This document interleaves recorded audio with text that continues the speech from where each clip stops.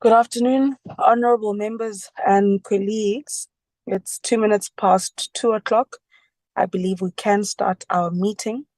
Today we're supposed to receive presentations by the Department of Science Recording in progress. On the first, second, and third quarter expenditure and performance reports of the year 2023-2024, as well as a presentation on the implementation of the DSI's audit action plans as agreed to with the AG. We will also be receiving presentations by the HSRC and TIA on the implementation of the audit action plans. And I'd like to at this point then check with Shanaz if there are any apologies. I think there's an apology from the DG. He's out of the country, as well as an apology from Dr. Lubisi. I'm not sure where exactly they are, but those are the two apologies I've received on my end. Shanaz, what other apologies do we have? Good afternoon, Chair, and everybody on the platform. So the other apology was received from the Ministry. The Minister is not available to attend this meeting because it clashes with another engagement that he has. Then the other apology was just from one of the members, that is Mr. Ngobo from the DA. He also have another party commitment for this afternoon, and Dr. Bosov also have a party commitment, but he may still join. Yeah, those are the only apologies that I have further to what you had said, Chair. Okay, thank you very much, Shanaz. I'd like to, at this point, I'm not sure who's leading the delegation from the department. I'm assuming it's DDG Totoy. Good afternoon, Honourable Chair, and good afternoon, honourable members of the committee. It is indeed my privilege to lead the department's delegation this afternoon. I am Acting Director General this week, whilst Dr. Mjwaga is in Brussels, as you indicated, Chair. He's representing South Africa in a ministerial dialogue on the values and principles which underpin international cooperation in science. As always, the department greatly values the privilege of engaging with you and the members. I am joined this afternoon by the other members of the DSI executive. It's DDG Mukwena, who's responsible for corporate services, DDG Zwane for performance management, DDG Patel, responsible for research and development support, and DDG Mwofe for socioeconomic innovation partnerships. And we also have Chief Director Rashamuse, who is representing the DDG responsible for technology innovation. So, Chair, without any further ado, with your permission, I could then proceed with the presentation, if you're in agreement. That's fine, DDG Totoy, over to you. Thank you, Chair. I will be sharing my screen.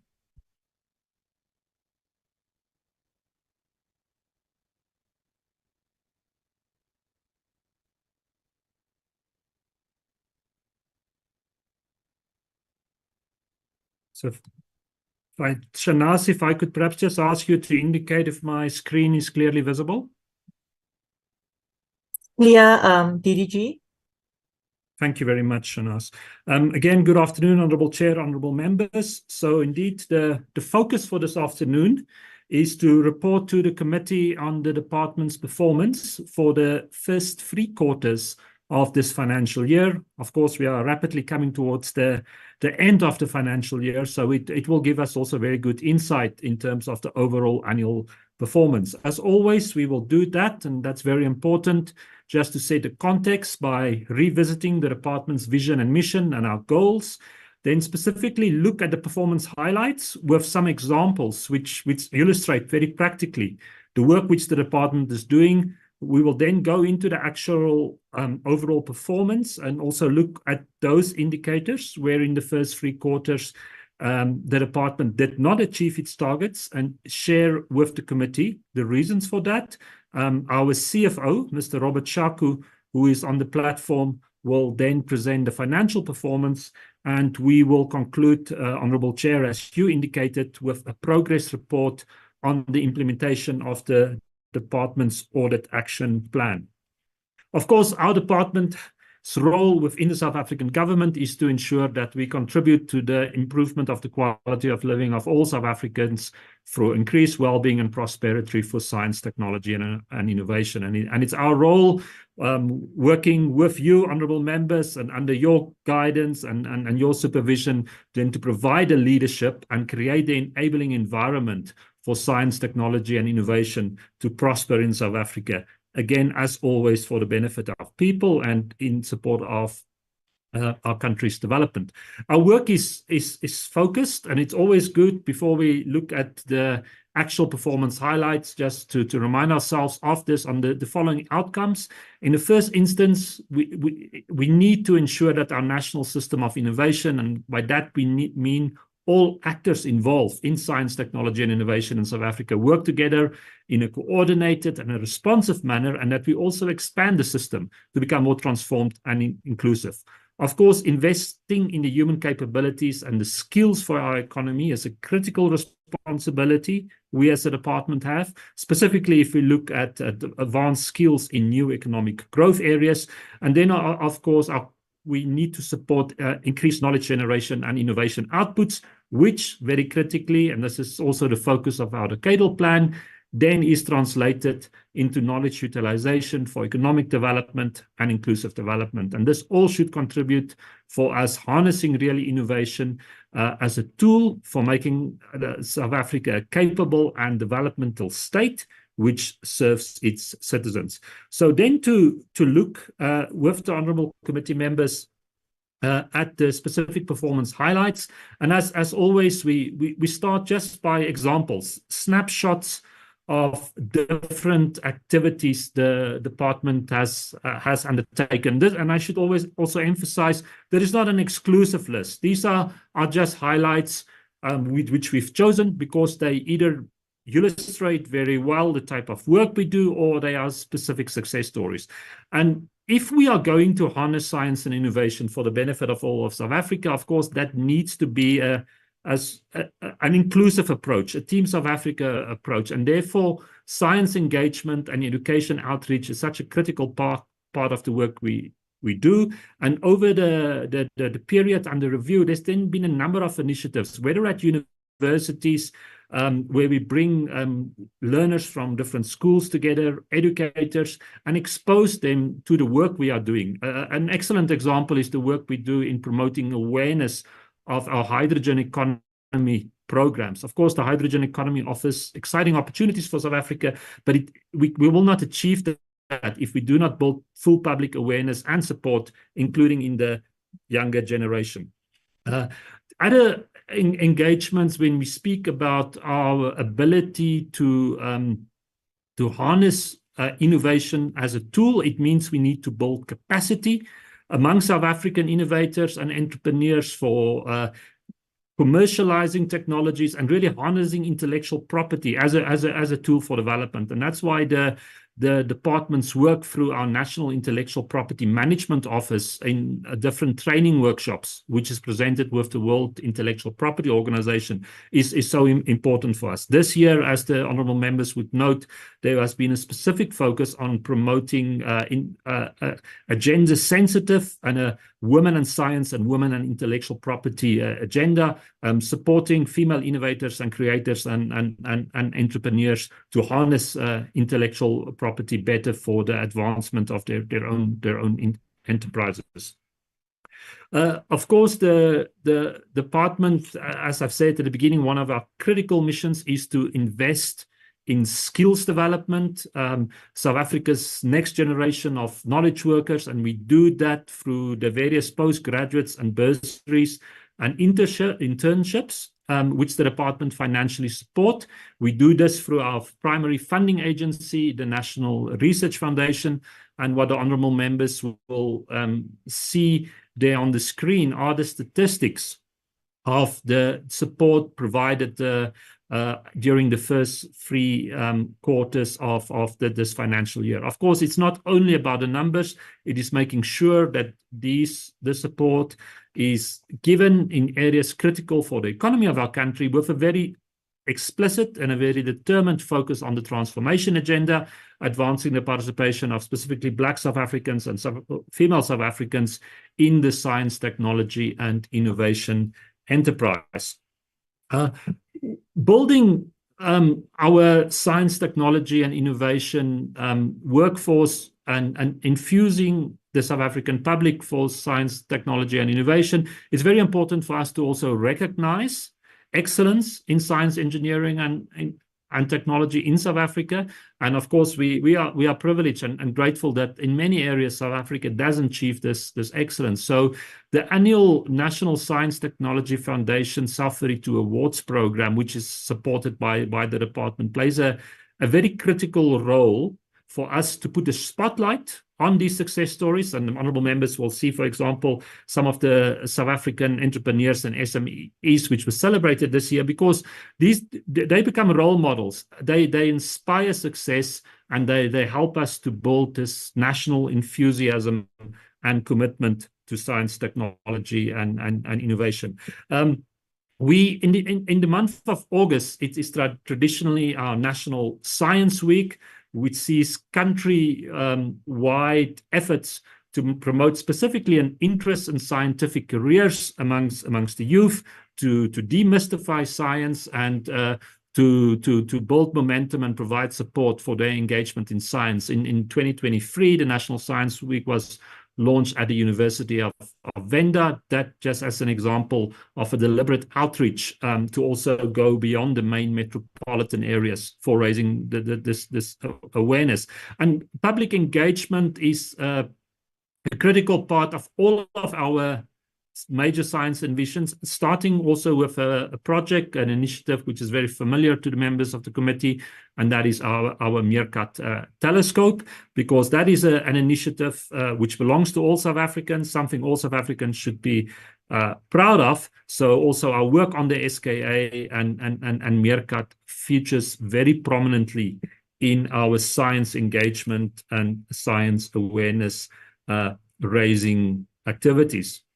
One of the critical priorities, as the honourable members will be aware, for the Department of Science and Innovation, if we are going to successfully achieve the objectives and missions of our adult plan, is to improve collaboration with industry, with the private sector and business. This has been a specific priority for Minister Nzimande, who's led a number of high-level engagements for engaging with the private sector. But during the first 3 quarters of this financial year, the department then has, for example, undertook specific initiatives such as a dedicated university industry collaboration colloquium, the South African Innovation Summit, which focuses primarily on the role of the private sector in innovation, also saw active participation by the Department of Science and Innovation, and then also different initiatives to, for example, support youth innovation. This, as I said, is a cross-cutting priority for the department.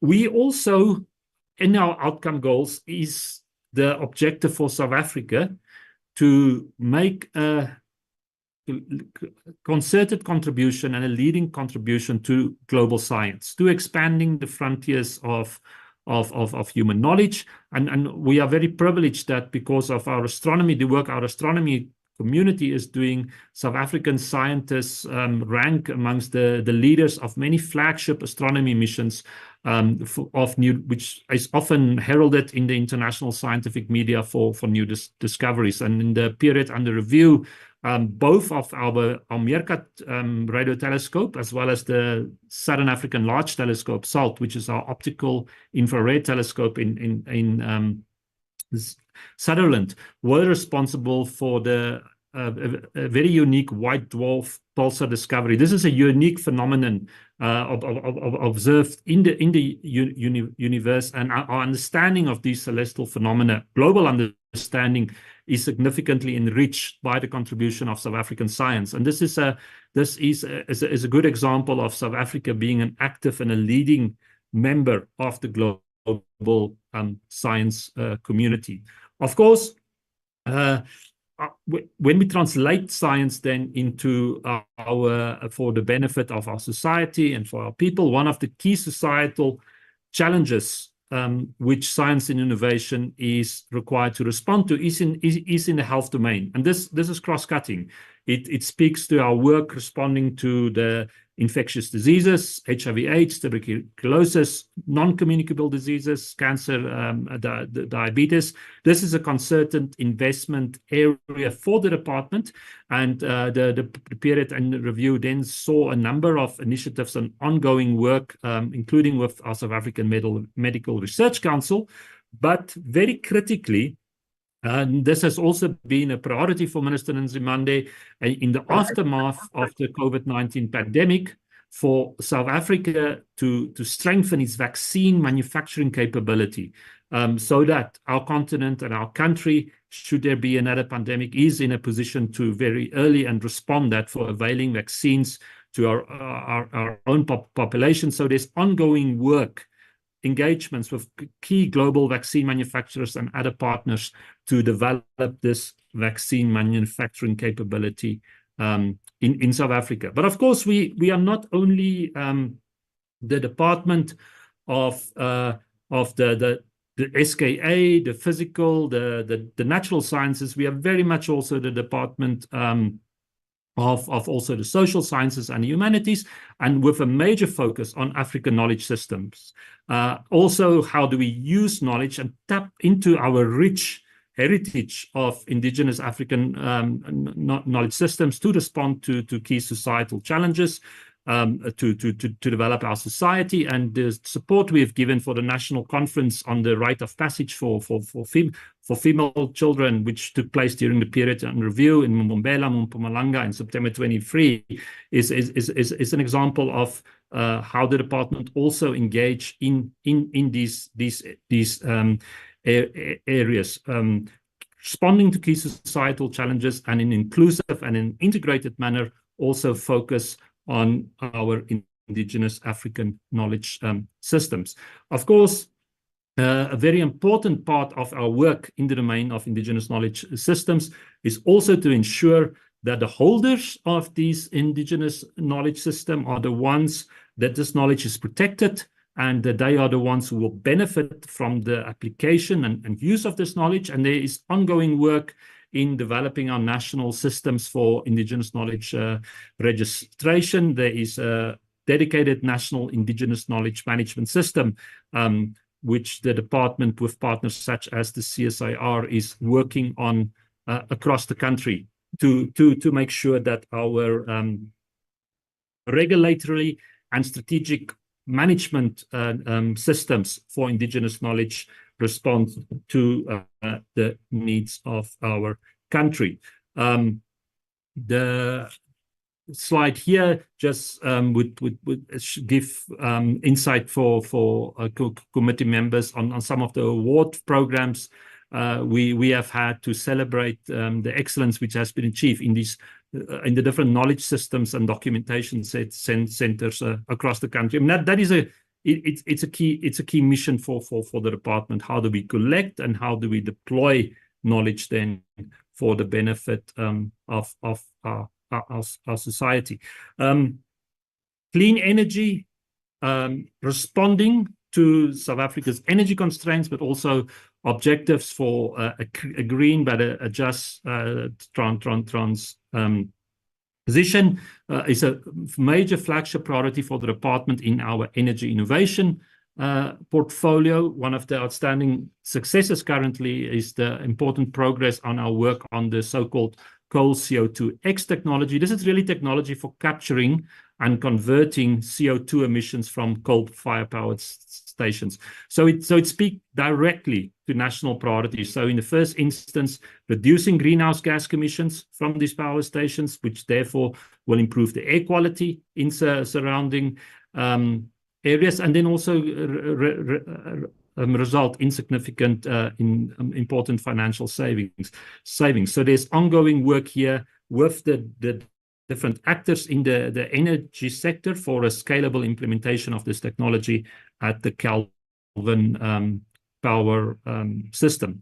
Another part of the energy portfolio is, of course, to prepare South Africa for a major shift in the world of automotive industry to new electric vehicles. And here there is ongoing work to prepare South Africa, also from a science, technology, and innovation capacity for exploiting strategic opportunities in the area of new electronic vehicles. And this is work which we are doing very closely with our sister department, the Department of Minerals, Resources and Energy. It's really part of a comprehensive energy focus. There is very regularly high-level engagements where either Minister Nzimande or DG Majwacha or other senior Deputy Minister Manamela, senior representatives from the department participate in national and global platforms for advancement of the hydrogen economy. As members will know, it's the Department of Science and Innovation which is entrusted with oversight of South Africa's hydrogen society roadmap. Very important for our participation in these various conferences and Expo. So most recently, for example, the Hydrogen Africa Conference and Expo is also to access international markets for the technologies and applications developed through South Africa's investment in hydrogen fuel cell technologies. So this continues to be a major focus for the department. I mean, two of the success stories we can celebrate, two companies. The first is Lean Organic. They are really a global leader for pioneering the use of biomass conversion to replace fossil fuel-derived chemicals with therefore it becomes eco-friendly by biochemicals. And this has had impact in, for example, then launching a unique skincare brand using this unique technology. So it's groundbreaking technology, but also technology with real market application. The other success story is Pegasus Universal Aerospace Company. They are active in the field of aerospace, designing a first type of a vertical business jet, and is an example of South Africa punching above its weight in highly competitive, highly advanced global innovation areas such as aerospace, with drawing on the world-class skills we have in our country. We similarly participated and hosted in Northwest Province the renowned international conference on electrolysis, which is one of the areas where South Africa, specifically through the work Northwest University has world-leading competencies and expertise. We are very determinedly seeking international partnership opportunities in the field of energy innovation and the hydrogen economy.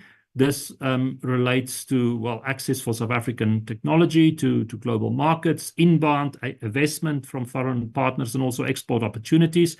There's been a specific focus on collaboration with Japan. Japan has globally been one of the early adopters, leaders in embracing the hydrogen economy. And Minister Nzimande led a South African business and innovation delegation to the International Hydrogen Energy Ministerial, which took place last September. And there's been already a number of follow-ups to that engagements. Just this very week, we had the Japanese innovation and business delegation in South Africa to take these partnership opportunities forward. Of course, we are not only in the energy space, very actively involved in agricultural bioeconomy.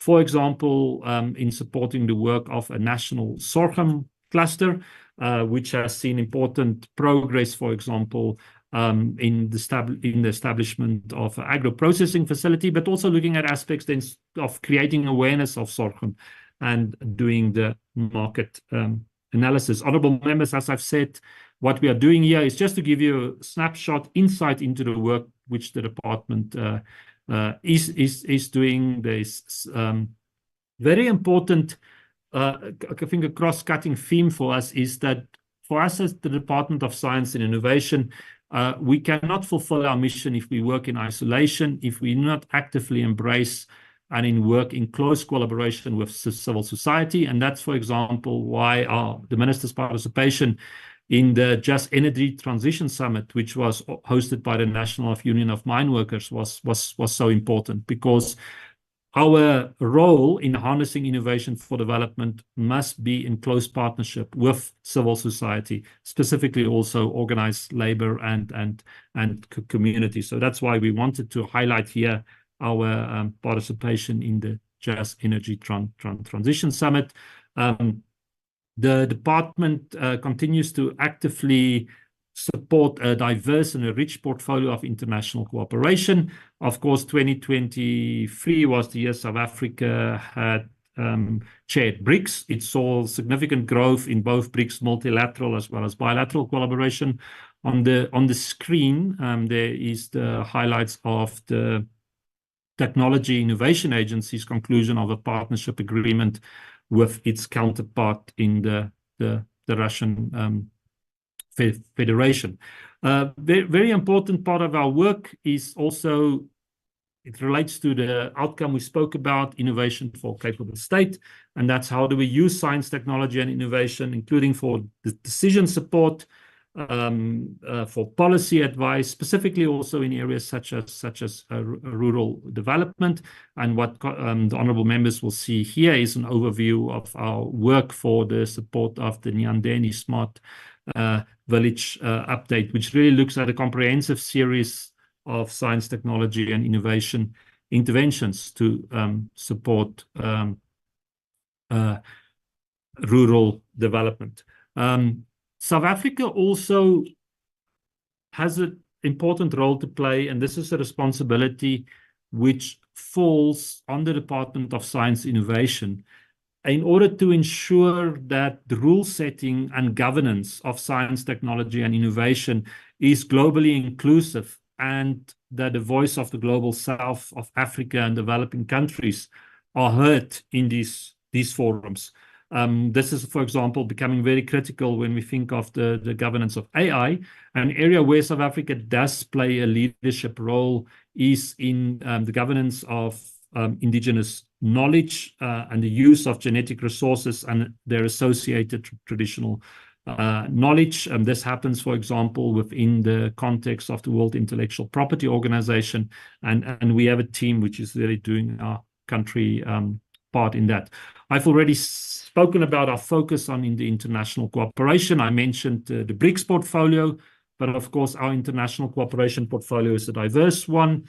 There's also very active collaboration with the European Union, and one of the milestones during this period on review was a new partnership agreement with the German Development Organization, GIZ, to support our vaccine manufacturing capabilities, which I had also referred to earlier. Of course, the international world is changing. There are many important non-state actors active in science, technology, and innovation. This includes multinational companies, and it's therefore very important for the department to also foster research and innovation partnership with these multinational companies who do business in South Africa.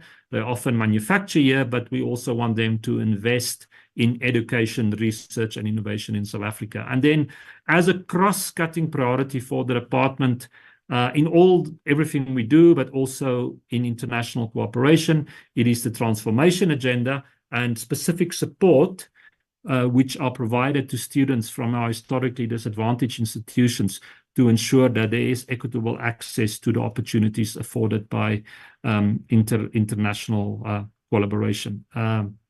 There's been a very specific focus in the health innovation work, and some of our work with the European Union has also had a trilateral focus.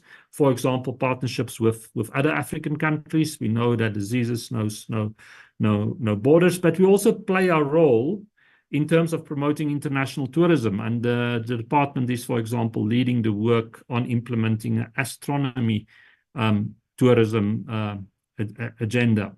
South Africa is also increasingly seen as a global leader in science diplomacy. The department, through the CSR, with the support of the CSRR, hosts a dedicated platform referred to as the Science Diplomacy Capital for Africa, which brings the global, the international diplomatic community in Pretoria and the South African science system together. We work also very closely with DIRCO, which the Department of International Relations and Cooperation, which appreciates South Africa's work in that regard. Very importantly is that our international work with fellow African partners is also in support of African industrial development, which is critical for us to exploit the opportunities of the Africa Continental Free Trade Area. And what is referenced there is, for example, the work with Zambia in the mining sector. And just building on that, we are now very proud of a new collaboration partnership we have with Ethiopia, which will see Ethiopia significantly co-investing with South Africa in joint innovation projects. Of course, Ethiopia is one of the new BRICS member states. Further collaboration referred to here is what I would like to highlight is that also the very good collaboration we have with our sister department, Higher Education and Training. Of course, we all report to Minister Nzimande, and under the minister's leadership, we are focused to work together specifically in accessing international opportunities for training and education. And initiative we are very excited about is the partnership with the United Nations Development Programme, UNDP, which will seek opportunities for students and from South Africa's historically disadvantaged institutions with the group of institutions known as the historically Black colleges and universities in the United States of America. Our Southern African Development Community Engagement, SADC, continues to be a strategic priority. The Africa agenda ranks high on our list of priorities, and South Africa is playing a leadership role in supporting the SADC region to build also a regional science, technology, and innovation ecosystem. Honourable members, that concludes then the overview of the highlights, which just sought to give you examples, tangible examples of the work we do. And we'll now get into the actual performance overview. So during the 3 quarters, we've consistently achieved between 70 and 80% of our department's targets. With honourable members will see most recently in Q3, it was a 72% achievement, 28% non-achievement. This is not cumulative. This is the individual performances for the 3 quarters. When we now will look at the detail, honourable members will have seen that in many instances, the department is optimistic that we will be able to achieve the annual target when we look at the performance cumulatively over the 4 quarters. So now we are going to look at the individual performance of the programs. Of course, we have our performance management program, which works very closely with the National Treasury and the Performance Monitoring and Evaluation Program, headed by DDG Zwane, who is responsible for this portfolio. Now, the first performance, the output performance indicator, which I would just like to highlight here, which were not achieved during the first and the second quarter, was this very important Interministerial Committee on Science Technology. The honourable members will be aware that was an intervention for improving the governance of science, technology, and innovation in our country set by the decadal plan. The preparation of this important meeting and the maturity of the agenda items resulted in the fact that this meeting was not held during the first two quarters, but a very successful meeting indeed took place on the 31st of October. And that set the scene for the first presidential plenary, which the honourable members will be aware of, which President Ramaphosa led, which took place in December. And this also relates to the next target, which was not achieved during the first 3 quarters for exactly the same reason, and this is the convening of the annual presidential plenary. But the first plenary was then successfully took place in December.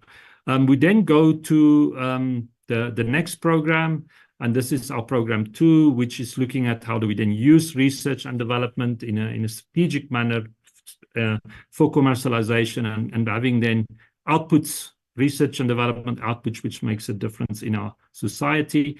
I mean, this program is headed currently by Acting Deputy Director General Rakeshni Ramutor-Prishal, and she's represented here by Chief Director Konanani Ramashu. The specific target here, where there were non-achievement in the first and the third quarter, related to the number of trainees being upskilled in intellectual property management and technology. And I spoke about that earlier. This is a crucial skills area in which we need to invest. This is also a good example where even though if we did not achieve the quarterly targets, we are confident that the shortfall will be made up in the fourth quarter, notably through collaboration with the World Intellectual Property Organization. The next indicator on which we want to have a look at because of non-achievement in the first and the third quarters is the number of new disclosures which our National Intellectual Property Management Office receives from public funded institution. This is of course very important because we want to increase those numbers of disclosures. It is, however, an indicator which is not exclusively within the realm of control of our National Intellectual Property Management Office. So there are interventions being taken place, notably with different workshops and capacity building, which will be taking place during the fourth quarter.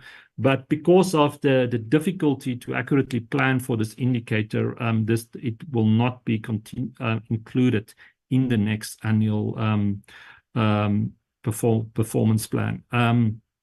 The related target we want to look at are the number of the licensing of these disclosures received from public finance institutions. A similar dynamic applies, but there is a dedicated intervention through our NIPMO with the Office for Technology Transfer Support Technology Transfer Fund for building capacity and rendering support, which we are confident will see a significant number of the disclosures, the licensing of these disclosures, and which we will be able to report on during the next reporting cycle. We then look at the dedicated program for international cooperation and resources, which is the program which I have the privilege of leading. The target where there was non-achievement in quarter 2 and quarter 3 relates to the number of South African students who the department supported their participation in international training programs. Here it's a target we are confident we will achieve when the annual figures are calculated, because a lot of the reporting comes at the end of the financial year from the different partners institutions of the Department of Science and Innovation and the Department of Higher Education and Training. There is a worry in terms of whether we will achieve the number of initiatives which are dedicated to supporting the Southern Africa Development Community's regional indicative program for development. There has been a number of changes at the SADC Secretariat in Gaborone, Botswana, which has delayed a number of these initiatives. But so it is not clear at this moment whether the annual target will be met, but we are sparing no efforts to undertake efforts to ensure that target will be achieved.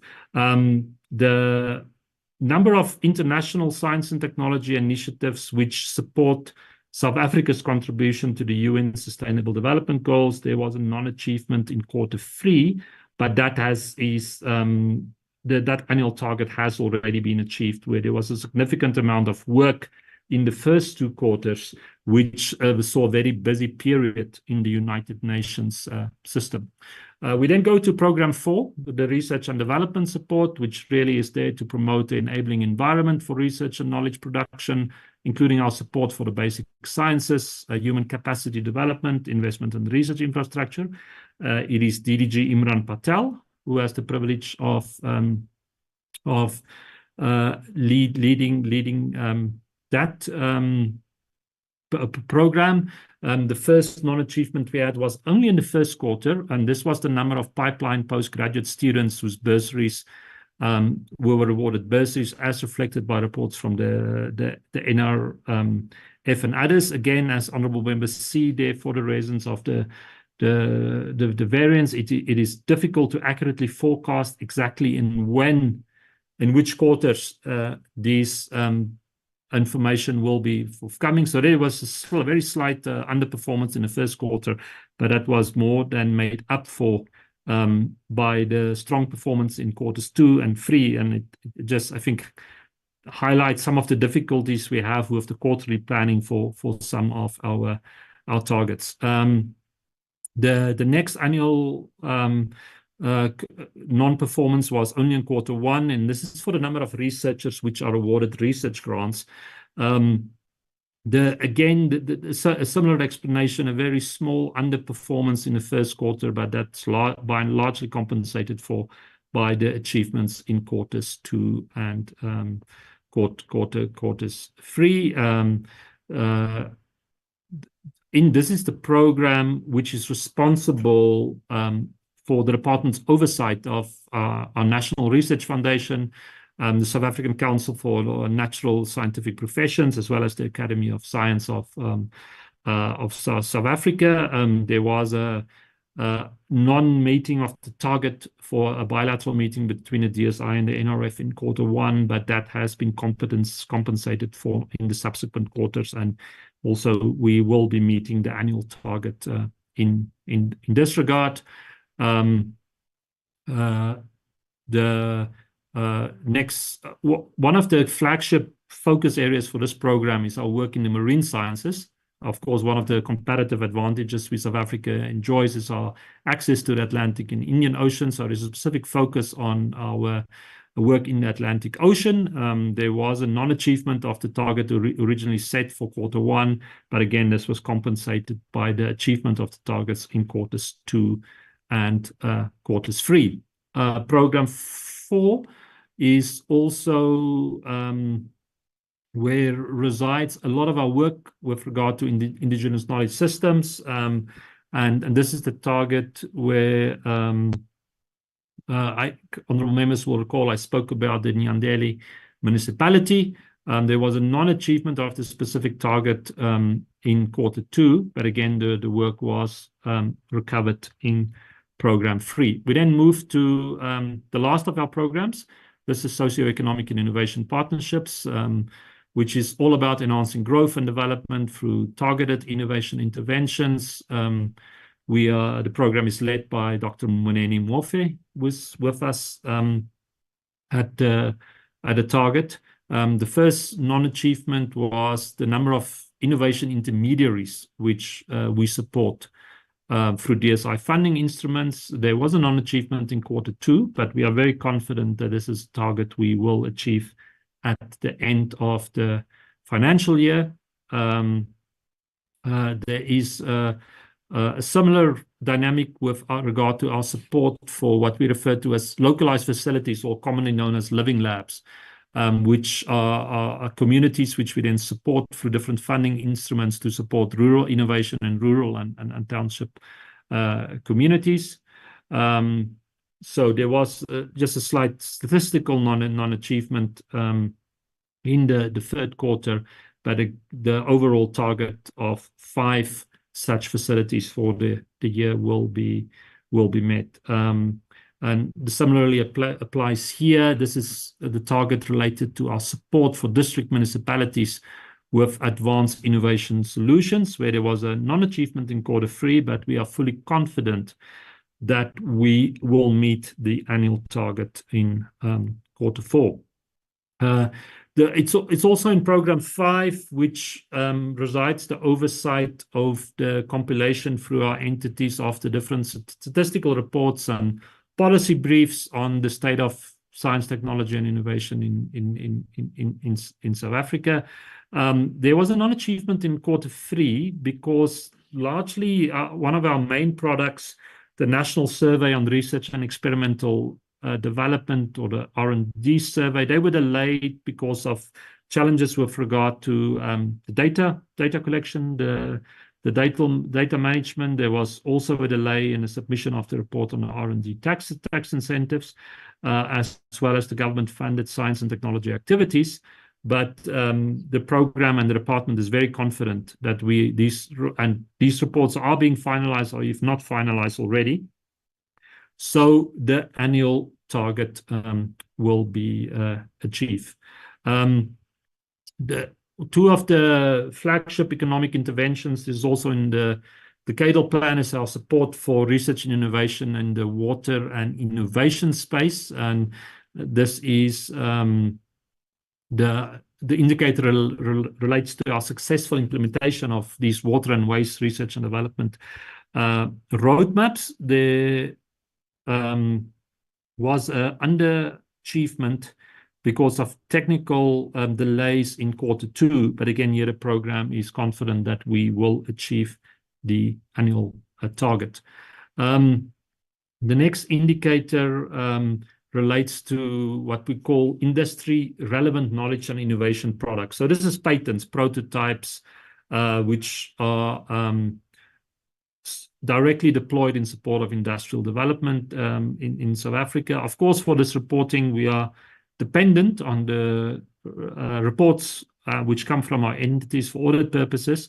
There were delays in submitting these, so we could not achieve the Q3 target. But again, we are confident that the fourth quarter target will be achieved. There was also an underachievement in Q1 for the instruments for supporting localization, competitiveness of our R&D intensive industries.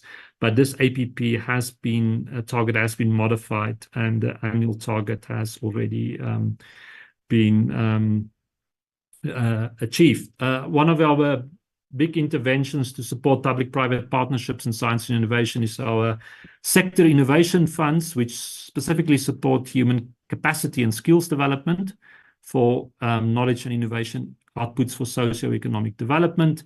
There was a non-achievement of the specific target for Q2, but the program is confident now that also the required funding has been received from National Treasury, that the annual target will be achieved. The next target is, of course, a big worry for us, honorable members. You will know that our turnaround time for providing pre-approval decision on the applicants under the R&D tax incentive scheme, this has been a historic challenge. And notwithstanding the hard work and concerted effort by the programs to turn this around and improve this situation, there has been a non-achievement of the target. This relates very much also to some of the challenges being experienced with the online and other system challenges. This is receiving our intervention. I mean, there's also some negative impacting of the load shedding on the utilization of these information platforms. So can assure the committee that this is an area of concern to the department, and we are investing all our efforts to address the situation. Honourable members, I am concluding therefore now my review of the performance management, and I would like to invite Mr. Robert Shaku, the Chief Financial Officer for the Department of Science and Innovation, to speak to us on the financial reporting. So, Robert, I will just continue in the interest of time moving the slides, but if you could please take over. Robert? No, thanks, DDG. And good afternoon, Honorable Chairperson of the committee. Good afternoon, members. Good afternoon, DSI colleagues and colleagues from entities. Chair, I will be sharing the financial performance of the department for the 3 quarters. The department, okay, let me. Chair, may I just remove my video? Do you want to share or do you want me to move the slides, Robert? No, it's fine. We can continue sharing. You can close your video. Thanks. Okay. Chair, therefore, for the current year, the department was allocated 10,874 million. And in terms of classification, the amount was split as follows. Under compensation, it was allocated 340 million, goods and services, 207 million, transfer and subsidies, 10,285 million, payment of capital assets, 10 million. Next slide, please, DG. Next slide, please. Next slide, please.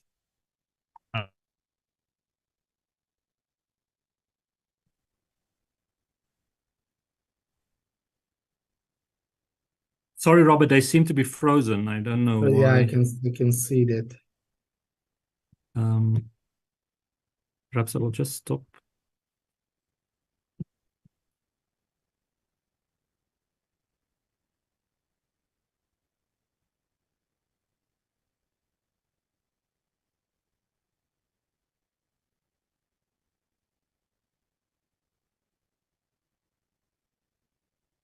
Okay. Thanks. Yeah. No, previous slide. Previous slide. Then. Okay. Thanks. Under our various programs, next slide, please. Under programs. Okay. Thanks. Under our various programs, administration was allocated 344 million. Technology innovation was allocated 2,568 million. International cooperation and resources was allocated 149 million. Research and development support was allocated 6,446 million. Socio-economic innovation partnership was allocated 1,765. Next slide, please, DG.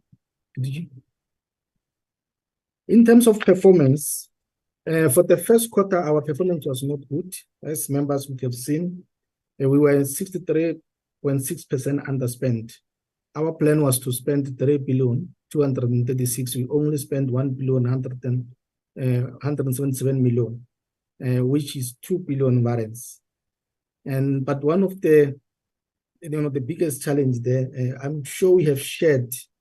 I'm not sure if we have shared with members that in the last financial year we made an application from Treasury through their facility called budget infrastructure, budget facility for infrastructure, where we were allocated 1.6 billion for Sarawe and Sansa, 770 million for Sansa, over 840 million for Sarawe. We were not able to move the funding on time because we wanted Treasury to give us a go-ahead. There were still a few conditions that they wanted, and we gave them all the information that they needed. Unfortunately, they did not give us the go-ahead on time. Members will see that our spending over the quarters is low as a result of that. We, maybe just to share, we only received a go-ahead to move the Sansa money end of November last year. And we also got a go-ahead to move Sarawe money only now, end of January, beginning of February. So as a result, and it's quite a significant amount of money, as I've said, it's 1.6 billion. Members will see that if you minus the 1.6 billion from all our spending, you'll see our spending should be very, very improved. Next slide, please, DG. In terms of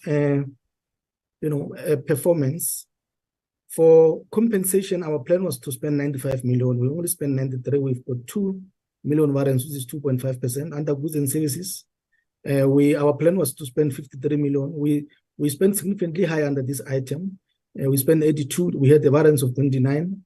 And under transfer and subsidies, our plan was to spend 3,085 million. We only spent 998 million, which is 2,087 million variance, or 67% of the of the planned spending. And under payment for capital assets, our plan was to spend 1 million. We spent 3 billion as a result of payments that were delayed in the prior quarter. Next slide, please, DDG. In terms of variance, under compensation of employees, there were salary increases last year up to 7.5%. And the increase to our budget was only 4%. As a result, it had a knock-on effect on our budget. However, Treasury gave us a go-ahead to move 19 million from our goods and services budget to close the gap under compensation, which we did during the adjusted estimate that was completed around October, November last year.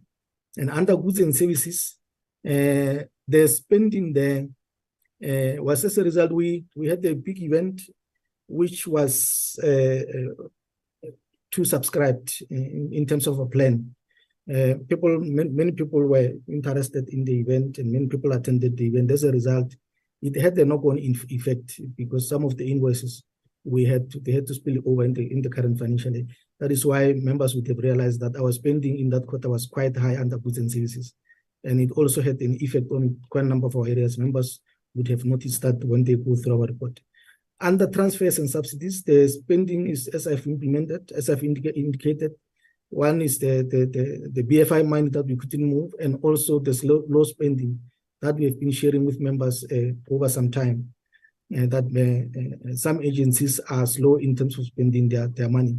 As a result, we have put a moratorium in terms of transferring money to any line item that is not spending. Next slide, please, PDG. In quarter two, members would have noticed that our budget had decreased by over 300 million. There was an imposed cut by the National Treasury for the current year of 311 million on our budget. As a result, our budget, particularly under transfers, it was reduced significantly. We had reduced our budget. It was over 10 billion. It went to 9,876 million. Next slide, please, the DTG. And under administration, we had 427 million. There was no changes there. And technology innovation, 2,490 ICR, 146 million research development and support, 5,767 socio-economic and innovation partnership, 1,781. Next slide, please, DTG. In terms of performance, there was a slight improvement in terms of performance, but as a result of the 1.6 billion I've talked about, our spending was significantly low by 25% as planned. We were supposed to have spent 7,371. We only spent 5,517 million, which translates to 1,854 million, which is quite a significant amount of money. Next slide, please, DTG. In terms of economic classification, under compensation of employees, our plan was to spend 182 million. We spent 185. The overspending was as a result of the salary increases that I've mentioned. And under goods and services, we were still managing the ripple effect, as I've indicated, of one of the events that we had. We were supposed to spend 124 million, 578. We spent 150 million, 469 million. We have a variance of 25 million under the item. Under the transfers and subsidies, we were supposed to spend 7,058 million. We spent 5,175. And we have a variance of 26.7%. And under payment for capital assets, we were supposed to spend 5,220,000. We spent 5,157,000. Next slide, please, DTG. Under compensation for employees and goods and services, because of the challenges as I've indicated, there was a spillover in terms of that event that we had. It had an impact on our budget, and also the salary increases, and also the BFI money that we couldn't move as a result of Treasury delaying. Next slide, please.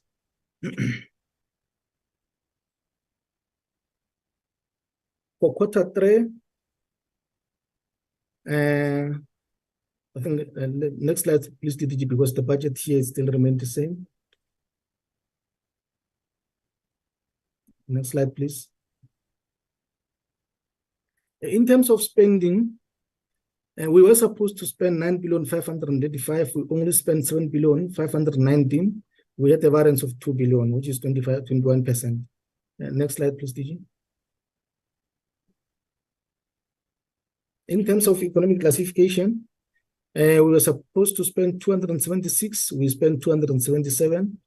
There was now a marginal overspending, largely due to delay in filling of some of the positions, and also having addressed adjusted the budget, because we only adjusted the budget in the third quarter, even if Treasury had indicated that we can increase our budget, but we could only be able to increase it in the last quarter. So there was that marginal overspending in that quarter.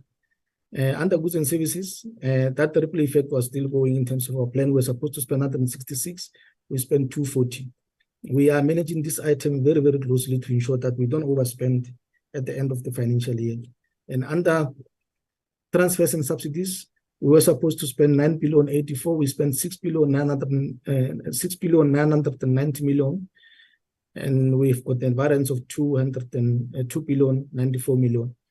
If one discount the 1.6 billion from the slow spending, our overall variance should be only 5%, which shows the effect the BFI money that we were not able to move had on our spending. But as I said, we received go-ahead from National Treasury to spend the BFI money. We are confident that that money will be moved to the respective agencies. Next slide, please, DDG.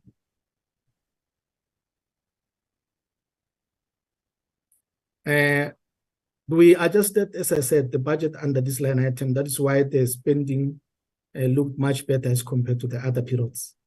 And the spending is continuing to look much better as we speak, as a result of a delay in filling the positions, and also having adjusted the 19 million. And the goods and service variance, obviously the ripple effect, we are managing that very closely, as I've said. And the other events that we have had, they are also having an effect on our goods and service budget. And the travel that we had a significant travel in the current period. And next slide, please, DG. We are also sharing how we have performed in terms of our procurement spend. For the 3 quarters. For quarter 1, overall we spent 23 million. For SMMEs, we spent 15 million. For Black-owned companies, we spent 20. For women-owned companies, we spent 8. For youth-owned companies, we spent 5 million. And for companies by people with disabilities, we spent 52,000. For quarter 2, we spent 28 million under the quarter for total procurement. For small and medium enterprises, we spent 15,664,000. For Black-owned companies, we spent 23. Women-owned companies, we spent 11. Youth-owned companies, we spent 5.5. And people with disabilities, we spent 808,000. For quarter 3, we spent 32,737,000 and overall, and we spent 22 million for small, medium enterprises. Black-owned companies, we spent 15 million. Women-owned companies, we spent 11.9. And youth-owned companies, we spent 3.7. And 551 for people with disabilities. In terms of percentage, our overall spend, our spend for small, macro, and medium enterprises, we spent 63.7% in the first quarter. Black-owned companies, 87.7%. Women-owned companies, we spent 37.7%. Youth-owned companies, we spent 22.7%. Companies owned by people with disabilities, we spent 0.2%. For quarter 2, we spent 54.6% under small, macro, and medium enterprises. And Black-owned companies, we spent 81.9%. Women-owned companies, we spent 40.3%. Youth-owned companies, we spent 19.2%. and companies owned by people with disabilities, we spent 2.8%. And in quarter 3, we spent 68.6 for small, macro, and medium enterprises, 47.1% for Black-owned companies, 36.4% for women-owned companies, 11.6% for youth-owned companies, and 1.7% for companies owned by people with disabilities. Next slide, please, TPG.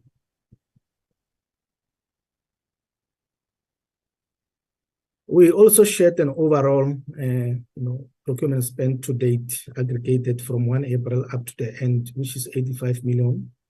And we spent 53 million for small, medium enterprises, 59 Black-owned, 31 women-owned companies, 14 youth-owned, and 1.4 million people with disabilities, which is 62% in terms of percentages for small, macro, and medium enterprises, 70% for Black-owned companies, 37% for women-owned companies, 17.2% for youth-owned companies, and 1.7% for companies owned by people with disabilities.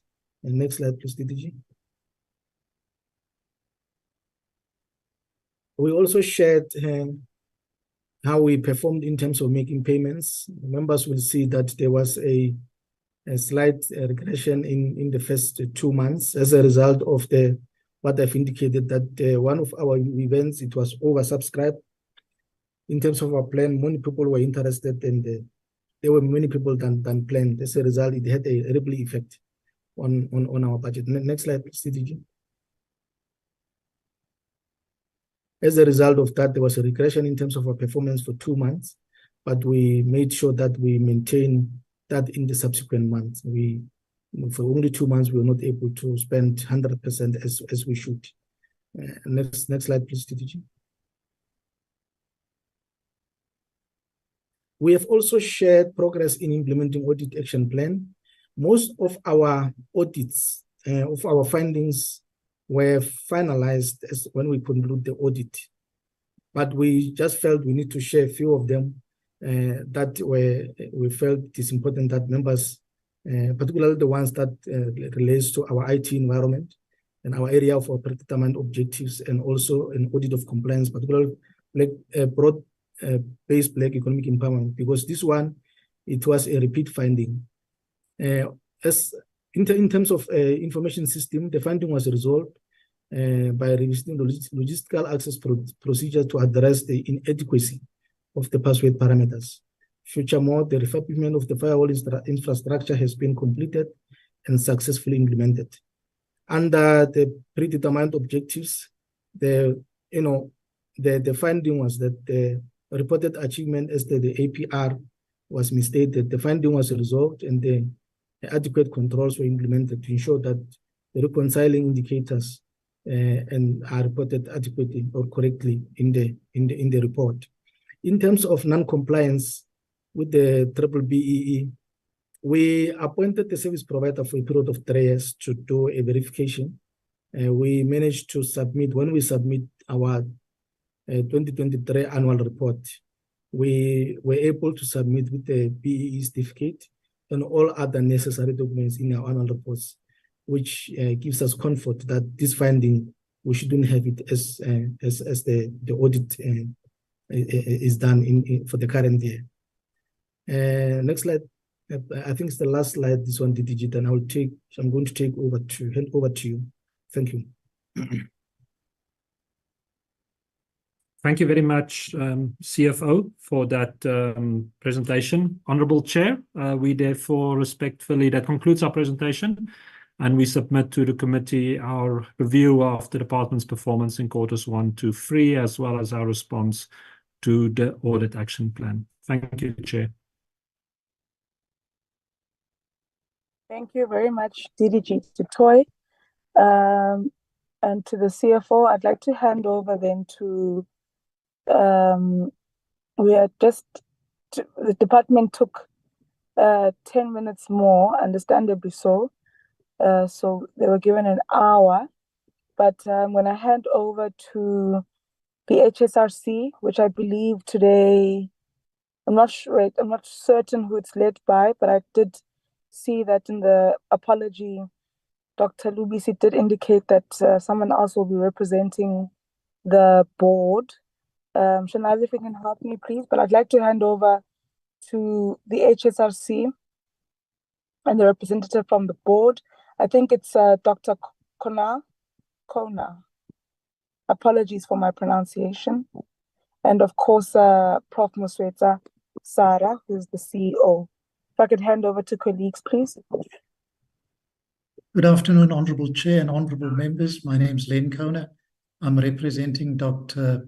Cassius Subisi, our chairperson, who has another prior engagement. We have circulated our presentation. It largely deals with the aspects relating to audit queries, and I would like the committee to welcome Prof. Sarah and Ms. Jacomine Rousseau on behalf of the HSRC, and I'll hand over to them to make the presentation and then to respond to any issues, Honourable Chair and members that might wish to raise. I'm a member of the board and I chair the Audit and Risk Committee of the HSRC. Thank you kindly.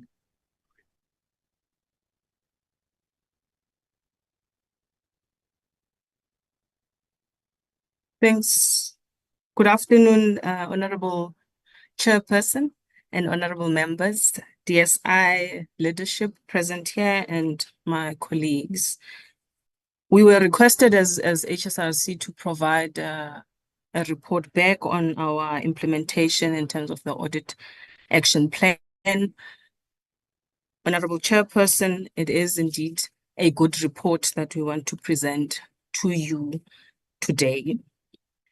With the guidance of the Audit and Risk Committee and the board at large, we had 14 findings from the Auditor General. And Chairperson, today we have made significant progress in all 14 findings. I just want to give a highlight of what we are presenting to you today, and the CFO will then give us more detail. First, where there needed to be recoveries in terms of monies that needed to come back to the organization, we are reporting today that that recovery plan is going well, was initiated in the 3 quarters and is going well. There were 1 or 2 challenges that indeed, with the Audit and Risk and board's guidance, we were able to resolve.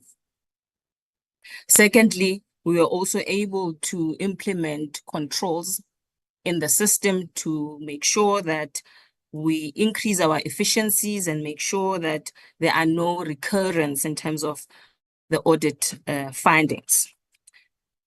The last comment that I want to make as my introductory remarks, Chairperson, Honourable Chairperson and Honourable members, is that for the first time the organization has now a comprehensive consequence management policy and procedure, and as I've indicated, we are already implementing it, and we're already seeing that we are making progress in terms of our efficiencies in the organization, but also general awareness of compliance in the organization, and we are confident that these findings will not come back in this financial year, as our audit will commence soon in the new financial year. Chair, let me hand over to our CFO, Ms. Jacomine Rousseau, to give us the details of what we are presenting today. Jacomine. Thank you, CEO. Afternoon, Chairperson, Honourable members, DSI and other entities. I'm going to make a short presentation regarding the aspects as mentioned by our CEO. First of all, I would like to stand still at what the Auditor General's recommendations were, what our board committed to. I want to touch on our material irregularity that we currently are clearing up at our organisation, and then progress on our action plan. First of all, at the budgetary review and recommendations report, the AG indicated our board, with the support of our Audit and Risk Committee, will track the action plan, ensuring appropriate action is taken on our internal control deficiencies identified. And secondly, The board should take appropriate actions to address the material irregularity and implement any consequence management where required.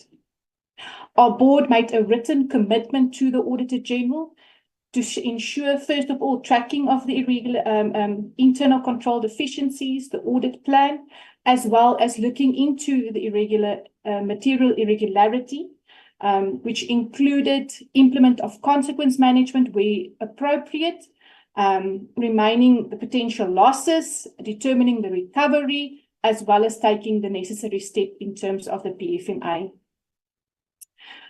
Committee members, I can indicate that all capital debt is in the process of recovery, the current as well as the previous and former staff. As at the 31st of December, 66.1% was recovered, 1.1% was written off, and due to deceased estates, and we're still remaining with 32.7%, but it is being recovered. An investigation was completed regarding the root cause and possible individuals that could be responsible for the material irregularity, and it served at our board meeting of November. No current employee of the HSRC is responsible for the interest portion amounting to 2.6 million, and it was classified as fruitless and wasteful expenditure. The board applied its mind and concluded the cost outweighed the benefit of recovering the interest for the identified former employees, and the board approved the write-off of this fruitless and wasteful expenditure in November. Circumstances leading to this material irregularity no longer exists at the HSRC.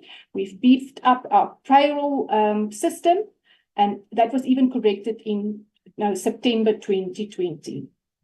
As indicated by our CEO, we've got a financial consequence management policy and procedure. It addresses the reporting, it addresses the investigation, as well as the debt recovery. I'm continuing now towards our audit action plan. And first of all, I just would like to indicate what was our governance. On a quarterly basis, our audit action plan was updated. It served internally at our risk management committee meetings, as well as our executive committee meetings. Our external governance structures included the audit and risk committee, as well as reporting to DSI, specifically in Q3 in terms of our progress. When we look at our 14 findings, we had 7% affecting the audit report, which is one finding. We had 29% other matters, and 64% related to administrative matters, internal control deficiency. At a high level, this is the progress report we've got for the end of December, where a lot of the findings were 100% addressed. The lowest was at 60%, and 80% was at most of the other findings. In total, we've got an 87% addressing factor.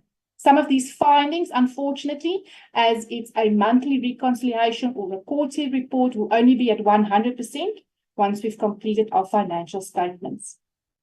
Looking at the three types of findings we had, we've addressed all matters affecting the audit report. We had 80% for other matters, and administrative matters, we are 89%. We've included in the presentation detail about how far we are in terms of addressing the findings, the time frame, as well as the progress.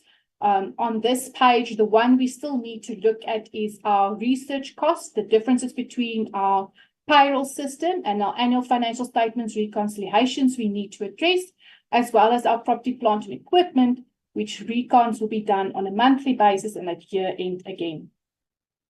On the next page, again, we've got a couple of items we need to look at and make sure in terms of our supply chain management, inconsistent application of evaluation scores. We have done now and reviewed past supply chain management processes. It's just making sure that the next 3 months as well comply with it. The next one was the tender register. Again, we have included our internal controls, and it's up to date until the 31st of December.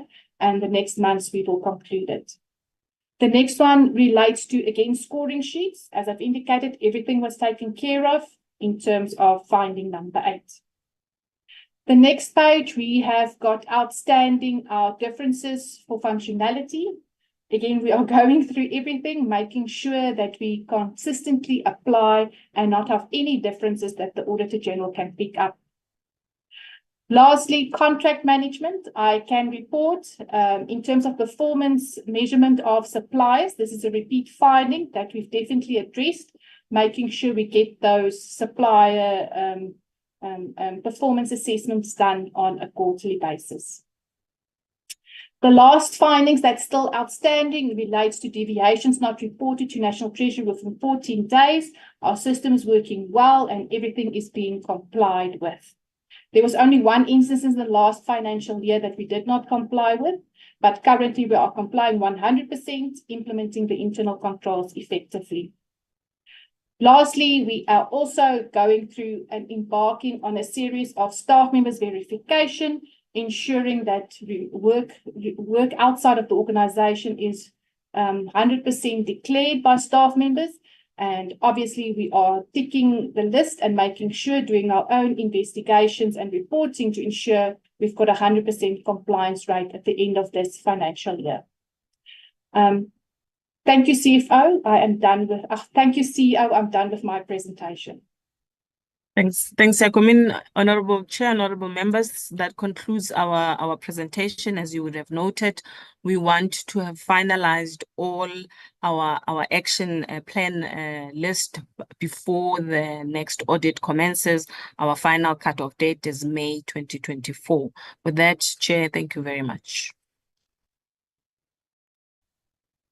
Thank you very much to Dr. Kona, to you, Prof. Moswetsa, and to the CFO.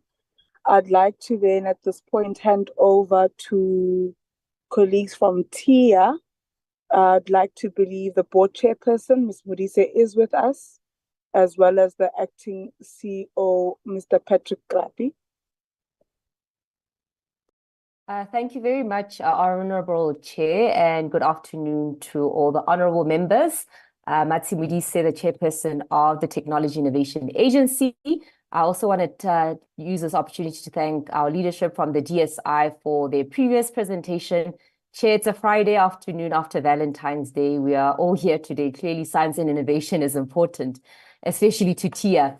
Joining me today, as you said, Chair, it's our acting CEO, Mr. Patrick Krapi, our ARC chairperson, Mr. Thabiso Ramasike, our CFO, Mr. Ishmael Abdullah, our head of internal audit, Mr. Ricardo Apollos, and also our board secretariat, Mr. Kobus Low. Purpose of today's presentation, Chair, is firstly, we must be accountable to our country for how we spend taxpayers' money. It's very, very important to us. We must also instill a sense of good governance and financial management. Today, what we will do is provide inputs and timelines on the AG's findings, and then also cost briefly what caused the regression. It's also worth noting, Chair, that we had 6 audit findings, 5 of which have been resolved and 1 is in progress. So we do take this task very seriously, and I'm going to hand it over to our CFO, Mr. Ishmael Abdullah, for a very brief presentation around the AG's findings. Thank you, Chair.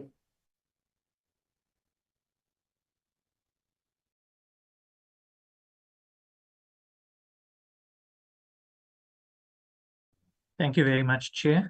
Chair, I will take that my presentation is being shared and is being flighted at the moment. And thank you very much to the committee an opportunity to engage on our progress towards our audit improvement plan. As the Chair had indicated earlier, I'm so sorry, CFO. Can I ask that the colleague who's flighting it, please show it in full presentation mode? Apologies, just give me a second.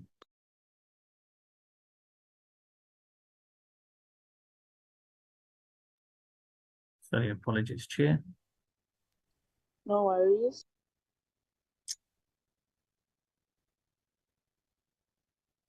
Thank you very much, Chair. So apologies about that. As we indicated in our earlier presentation, or as the Chair introduced, this presentation is aimed to provide the outline in terms of our audit findings, and particularly what we would like to start off with is the outcome from our audit outcome in terms of our external audit outcome. As we noted, this is the 12th consecutive year that TIA was able to achieve and maintain its unqualified audit status. For the previous 2 years, we had an unqualified audit outcome, however, with no findings. In the last year, we did have an unqualified audit outcome with certain findings. We did have in a total of 6 audit findings, of which some had an effect in terms of our financial statements and other within matters for attention by management itself. From a presentation from the report from the Auditor General, based on the findings that had then been presented, there were certain or 3 areas of which in terms of the AG dashboard that were then affected based on these findings. The first area on the left-hand side of the screen reflects that there were some concerns around the quality of the submitted financial statements, and these are the financial statements that were submitted for audit purposes. Together with then on the right side in terms of our reconciling, processing and reconciling controls, and this related then ultimately in terms of some of the entries that we had captured in compliance with our GRAP principles. And lastly, then compliance monitoring. We did have one instance where the auditors had identified a particular matter that resulted in the recognition of irregular expenditure, irregular expenditure. We are proud to note that in the various other areas that the organization has maintained a good status from a health perspective, which are reflected by the green statuses across the various areas, and those were then maintained across in the last financial year itself. I will then go into further detail as we then look at the areas that were then highlighted by the auditors itself. So from a log perspective, as we said, and as the chair indicated earlier, we had a total of 6, of which 5 are complete, with the remaining 1 item that's in progress, which we will then touch base on a little bit later on. On the graph on the left-hand side, we have tried to call it plot in the 2 particular areas that had an impact in terms of the financial statements. There were 2 areas that had a greater impact, with the other areas that were administrative in nature that had an impact in terms of that required management's attention. Again, we will go into a bit more detail as we engage on each of those findings itself and their current status itself. When we compare and when we look at, call it our snapshot in terms of the audit outcomes, we did note that the outcome as a result did reflect a regression in comparison to the previous years, i.e. that we did have some findings. What we wanted to do in this slide is really then go into a little bit more detail around some of the root causes that had an effect, or that did emanate in terms of did have an effect in terms of why did we come out with findings. The first one, which we did touch base in the earlier slide, which I said was did have an impact in our financial statements. We had to effect an adjustment to our comparative numbers in our financial statements, i.e. the prior year numbers. And this was really as a result of a loan that TIA had granted some years back, and that we were able to restructure with the debtor itself. And that then meant that we were then able to now be in a position of a 22 million rand recovery. That effect did have a prior year effect, and therefore we had to adjust the financial statements as we had submitted in the financial statements itself. Again, linked to the financial statements was a technical accounting interpretation relating to an asset that we had then in a project which we had granted under a particular asset, but it had a condition linked to it, and there was an interpretation issue regarding the application in terms of the GRAP principles compared to what management had then recorded, again resulting in a correction to the financial statements. The next 2 items, the next item then relates to the irregular expenditure, which is the second bullet point, and this relates to a technology platform. Technology platforms are infrastructure that we have invested in for the benefit of the NSI. For all intents purposes, these are facilities equipped with the various laboratory equipment. And this was a platform that we had invested some years into in the Northern Cape, in Uppington. Unfortunately, there were certain challenges in terms of getting the platform up and running, and TIA needed to continue to maintain certain expenditure in relation to securing the assets. which would then be for the benefit of the NSI. Again, I would touch base in a little bit later that, however, based on the application of the expenses against the funding agreement, there was a view that certain of the expenditure were then considered outside of the funding agreement that resulted in irregular expenditure being recognized. Lastly, there was an audit finding relating to royalties. And in regards to that finding relating to royalties, TIA provides funding agreements under various funding instruments. One of those funding instruments that we provide funding to organizations is what we call a conditional grant agreement. Under the conditions of the conditional grant agreement, if an entity is able to attain a level of commercialization, i.e. it's starting to make sales, it is only at that point in time will there be some levy return that will be repayable to TIA. But if, of course, they don't make any returns, so they don't commercialize or make sales, and then there's no return that's then required to TIA. In certain cases where there were entities that had reached certain level of sales, we did have to recognize royalties. Unfortunately, these are SMMEs, where by virtue of the nature of the entity, it does take them a bit of time to submit their financial statements, and does have an impact in terms of the timing as to when TIA can recognize its royalty income. Again, there was a view by the auditors that this is an area that needed to be worked on. As we then go into a bit more detail around some of these findings, and I will not go into too much of detail around each of the findings itself, outside, of course, to say in this first finding itself, in this first slide, we've represented the three findings, all of which are complete as at the date of this reporting. And the first finding related to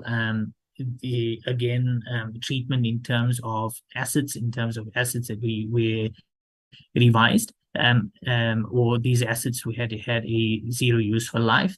We had agreed with the auditors that these values are not considered to be material, and the auditors had confirmed that they were comfortable with around this audit finding. Again, the second two findings, which I touched on a little bit earlier, which related to the loan restructuring as well as the asset and its interpretation. Again, both findings were completed and were closed by the time that we closed our audit last year. And the auditors, again, were comfortable that we had addressed the necessary matters. These matters were, again, very situation specific, as I indicated, related to very specific technical details in those two related funding agreements itself. Then over the next slide itself, Chair, is call it the remaining three findings. I will only touch base on the last finding, which really relates to the irregular expenditure item. As we had noted and I touched on a little bit earlier, this is the one matter that is still in progress, which we are working hard to close on. As the particular platform that we referenced, we have undertaken through a process and working together with the other founding member within the platform, which was CEDA, and that, of course, this platform then needed to go through a closure process. However, we have now gone through a process that the assets within that platform are now for the benefit of the NSI and have now been then transferred to certain universities, higher education institutions, which will still then be for the benefit of the NSI. We will be undertaking and going through the process of the condonation request in terms of the irregular expenditure, and we do anticipate that that will be closed out by the end of the financial year itself. Chair, I think in closing, in terms of our overall from a controls perspective, we do, as the Chair indicated earlier, we recognize the importance that we need to maintain a good state of governance. We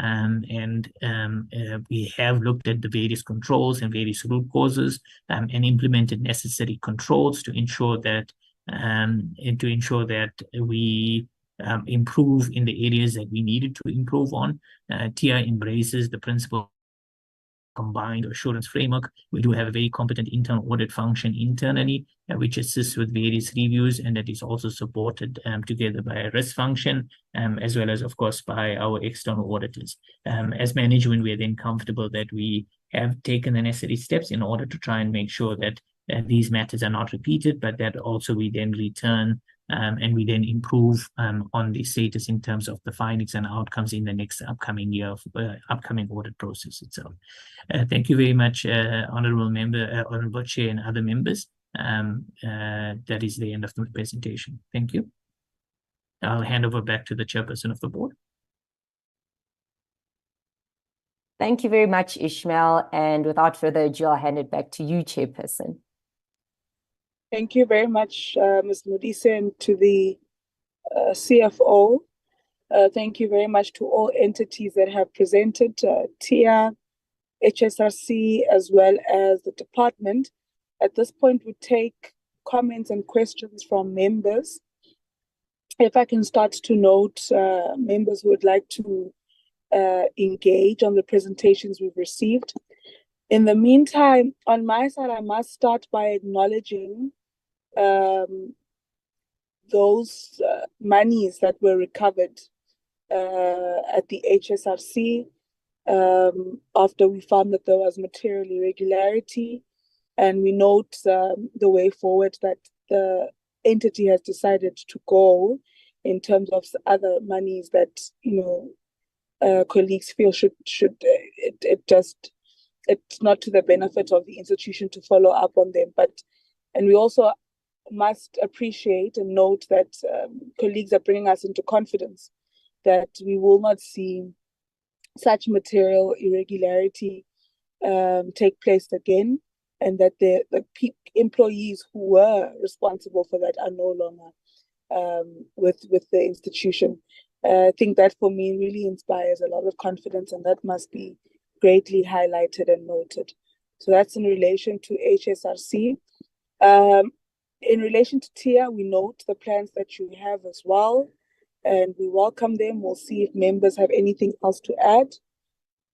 And then in relation to the department, perhaps DDG Tutoy and your team, you could indicate which specific performance targets will not be achieved in Q4 due to budget cuts, if there are any. Maybe you could share that with us.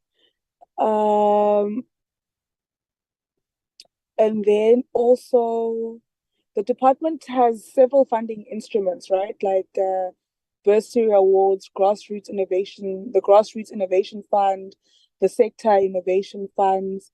Have any of these funding instruments been affected by the budget cuts? And if so, which ones in particular? And what are the effects of these cuts on the planned outputs for the support for these support instruments? So if you can just bring us into understanding if any of those funding have been affected. And then the department had indicated that a new funding instrument, which is called the National Institute for Research, Development and Innovation, was to be established with the intention of consolidating and enhancing the capacity emerging from the South African Research Chairs Initiative. Can you, DDG Tutan and your team, DDG Tutoy and your team, share any progress that has been made in relation to that, and if there has been any impact taking into consideration the budget cuts? Those are the only questions I have from my side. If I could, let me just check here. I see Honorable King and Honorable Mananiso also have some comments and questions. Honorable King. Good afternoon, everyone. I ask your apologies, everyone on the platform. I'm in a very bad area when it comes to connectivity, hence my camera is off.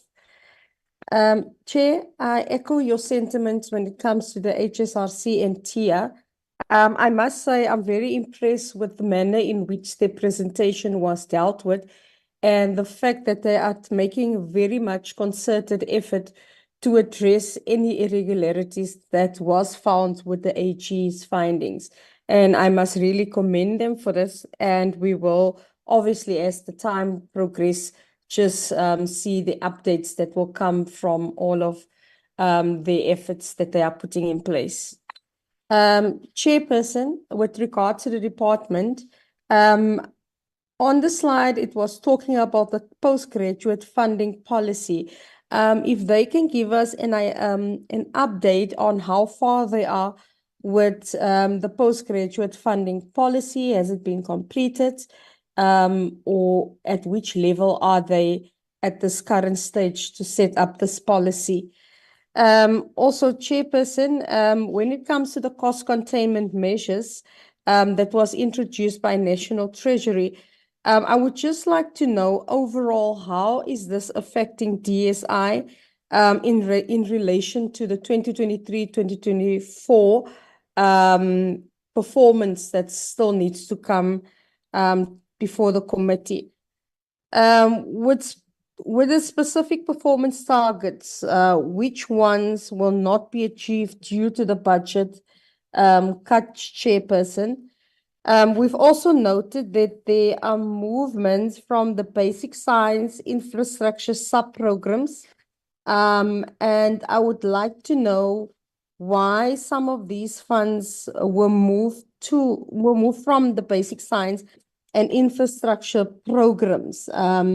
And also, what informed the reduction of funds for these initiatives? If we look at the 50 million that was cut from the allocation of CSIR cyber infrastructure program. Okay, Chair, we also noticed there are 25 million that was moved from the CSIR cyber infrastructure project to the Indigenous Knowledge Systems project in the agricultural, health and water sector. I just wanted to find out what are the specifics of these projects and who are the implementing agents for these specific projects. Sorry, Chair. I also wanted to find out, when it comes to the goods and services, it was mentioned that there are slow progress within that program, and they also had to take some of the funds from the program to cover shortfalls in other programs. So I just wanted to find out what necessitates the slow spending on goods and services, Chair, and if they had then put measures in place to ensure that the spending on goods and services is in line with what they have budgeted for. I've also noted that the department is embarking on structural and operational reviews so that they align their organizational structure to the STI decadal plan. I just wanted to find out what are the critical areas or expertise that the department needs to improve on this to ensure that there is a successful integration with the TSI decadal plan. That's all. Thank you, Chairperson. Thank you, Honorable King. Honorable Mananiso. Thank you, Chairperson. Let me start by greeting everyone on the platform, and as well, Chair, appreciate the presentation done by two entities. And Chair, I think one would want to as well agree with yourself and Honorable King in terms of how presentations have been done and the progress that has been made by entities. It really shows that whatever that we advise and recommend to them, they are actually applying it, because their action audit plans are relevant and specific and realistic as well. So I want to applaud them for doing the right thing. And we want to actually acknowledge the fact of their audit outcomes as well, that it's a sign to a right direction. Chair, I'm covered on many issues, the issues of budget cuts in terms of how could they affected the entities. But one would want to get sense in terms of the inaugural presidential STI plenary that was held on the 12th of December 2023. I want to check with DSI who were the people attending that particular event, more especially from the side of the civil society stakeholder, and what were the actual commitment or resolutions of that particular inaugural plenary, and if possible, can they share those resolutions with us so that we are able to check and take trace each person if really we still committed to the decadal plan.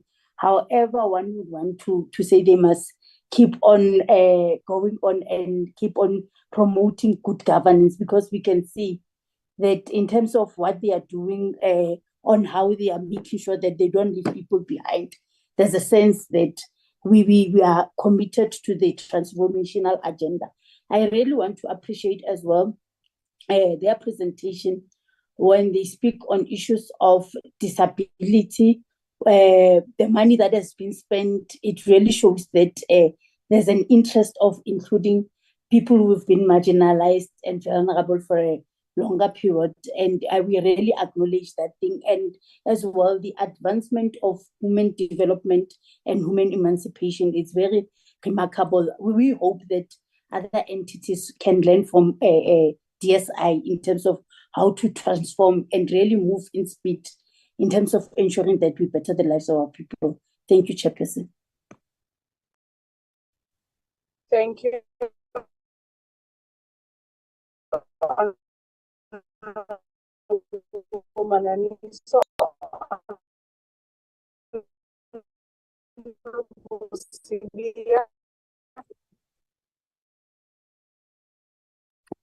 Ma'am Sivia.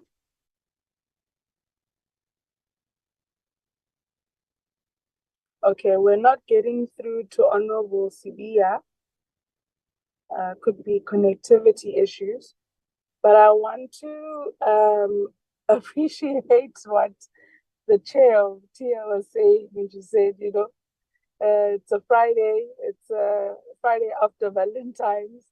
And so, you know, I think the mood, you've kept the mood of the week good, colleagues, by having some, you know, positive things to report back so that we don't go into our weekend all in doom and gloom. But thank you very much, colleagues, for the work that you do. Those are the questions from and comments from members, very short and precise. I'd like to hand over to DDG Toy. Perhaps, let me hand over to DDG Toy, and then we'll just check with the entities for their responses. And then I think we can close out. Or maybe let me start from the bottom. Let me hand over to Tia, then the HSRC, and then to DDG Toy, and then we close our meeting. There weren't many questions, just comments here and there. So I don't think the CEOs, CFOs, or chairs have much to say, but let me afford you the opportunity nonetheless. Memudise? Thank you, Chair. Yes, so I didn't note any particular questions, but I would like to say to our honorable members that we are dedicated to ensuring that things do run. We owe it to South Africa to ensure that an organization such as TIA continues its momentum in good financial management. And I'm saying this on behalf of myself and my board and our executive team. Thank you very much, Chair. Thank you, Memudise. Dr. Corin? Chair, maybe let me step in. I think there might be connection issues from his. Sorry, I'm on the line, Prof. Yeah. Honorable Chair, as well as honorable members, thank you so much for engaging. Thank you so much for your positive summary. We were a board that was appointed in 2022, Chairperson, and therefore we inherited the material irregularity. We are deadly serious. We've got a really high-powered and committed Audit and Risk Committee, a very engaged board, really developed policies and procedures, competent leadership, and we certainly take our responsibilities, accountabilities in terms of the PFMA and Treasury regulations very seriously. As some members would know, Dr. Cassius Lubisi, the chairperson of our board, was previously the Secretary of the Cabinet. So we are really enthusiastic about our role. We are really committed, and we want the HSRC to be a high-performing organization and not to have regressed. And the issue that arose on the material irregularity, and you've seen the efforts that we've made, predated our appointment. Honorable Chairperson, members, that arose in 2016. We were appointed in 2022. So we've used our best endeavors to regularize the situation, and we are quite vigilant as far as oversight is concerned. So let me hand back to Prof. Sarah and Ms. Yakumin, our very able CEO and CFO chair. Thank you. Thanks, Professor Kona, and Honorable Chairperson, members, there's nothing more to add. Safe to just thank you as well for your leadership and always holding us accountable. Much appreciated.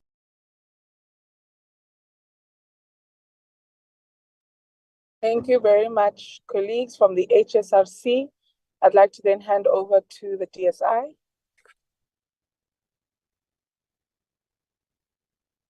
Thank you very much, Honourable Chair, and thank you very much, honourable members, for those comments and questions, which as always we greatly appreciate, because they help us to more effectively deliver on our mandate. Honourable Chair, I'm going to ask my fellow Deputy Directors General to assist with the responses to the honourable members. I'm going to ask DDG Zwane, first of all, to speak just with a brief update on the presidential plenary. Indeed, that was highly successful. It was attended by, obviously chaired by our president and senior government, civil society, science and academic leaders. It notably saw the launch of the Presidential PhD Initiative, but I will also ask DDG Zwane to just speak in response to Honourable King's question on the organizational and structural review of the DSI, where we are with that, and then perhaps a general comment on the impact of the budget cuts on our performance. The individual DDGs will then speak to the impact on specific indicators. So DDG Zwane, if I could first give you the floor, please.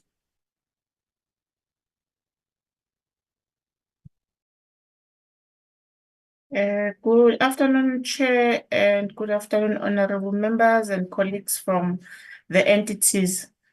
My video, oh, okay. All right. In terms of the presidential plenary, it was held on the 12th of December as we were going into Christmas break. So only this year we have been able to meet as a team to do a debrief and look at everything else. So we are in a process of preparing a report which will go to EXCO, and as soon as we're done, we are going to share it with the portfolio committee in terms of all the details that the committee is asking. Yes, it was highly successful, as DG Dan is saying, attended by almost all sectors. The challenge though would have been the time allocated in terms of 2 hours, in terms of having everybody in the podium that would have been there to support the event. So I will definitely share it as soon as we are done discussing it at EXCO. Thank you, Chair. In response to Honorable King and looking at the structural review, we are at the end now, at the tail end of that process. At this moment, we just have one more session with chief directors and DTGs and up, where we would be just looking at the service delivery model that would then be submitted to the DPSA. But we have done a kind of like a complete overhaul to try and accommodate the decadal plan. Not to say that the current positions are not necessary, they still are, but you may find that the functions at which people may end up would be slightly different from where they exist just now.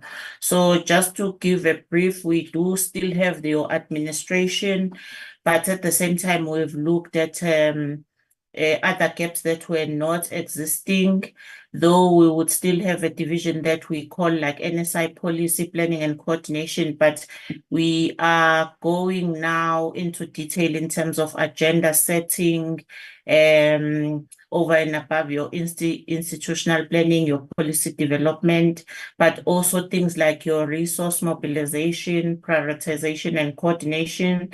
Those are things that are kind of like new, or they were sitting all over and we are now consolidating. NSI coordination and partnerships. What hasn't changed much is in terms of DTG dance program, which is international cooperation and resources. But within that, we are also looking at other elements that are not so old or are not so new, but at the same time maybe reconditioning and how we call them. We also still have research, development, and support.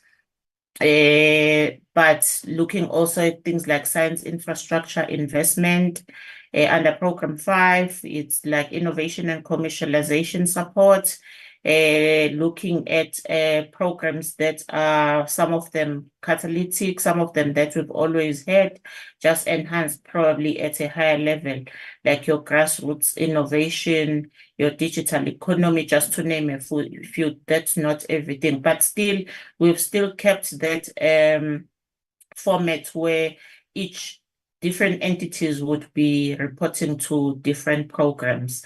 I wouldn't share it now, Chair, until we at least have finalized. Then we have something that we think is going to be a Program 6, which looks at public sector and socio-economic innovation. What the program itself would be called strategic programs, but noting that these can still change pending finalization. Innovation for industrial development, and your other programs as well, such as your circular economy, mining, manufacturing, space economy, and so on. So it's still work in progress, but we've progressed well. It has taken a lot of time and effort to get where we are agreeing and conversion as EXCO. But probably in our next appearance to the committee, we will be giving more structured updates in terms of where we are and how the submission of this service delivery model has been accepted at the DPSA, and probably the changes that have been recommended. Thank you, Chair. Thank you, DDG.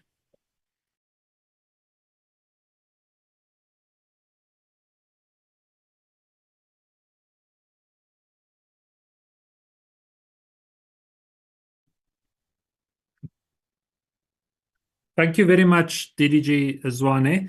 Honourable Chair, honourable members, I'm now going to ask DDG Imran Patel, responsible for the Research, Development and Support Programme, to speak to the questions which were addressed to him. Notably, the Honourable King asked about the rationale for the movement from the basic sciences and infrastructure budget to the Indigenous Knowledge System. I will also ask DDG Patel to speak on, the Honourable Chair, your question with regard to the establishment of a Research and Innovation Institute, and then also just to comment specifically from his programme's perspective of the impact of the budget cuts on performance. Imran, over to you.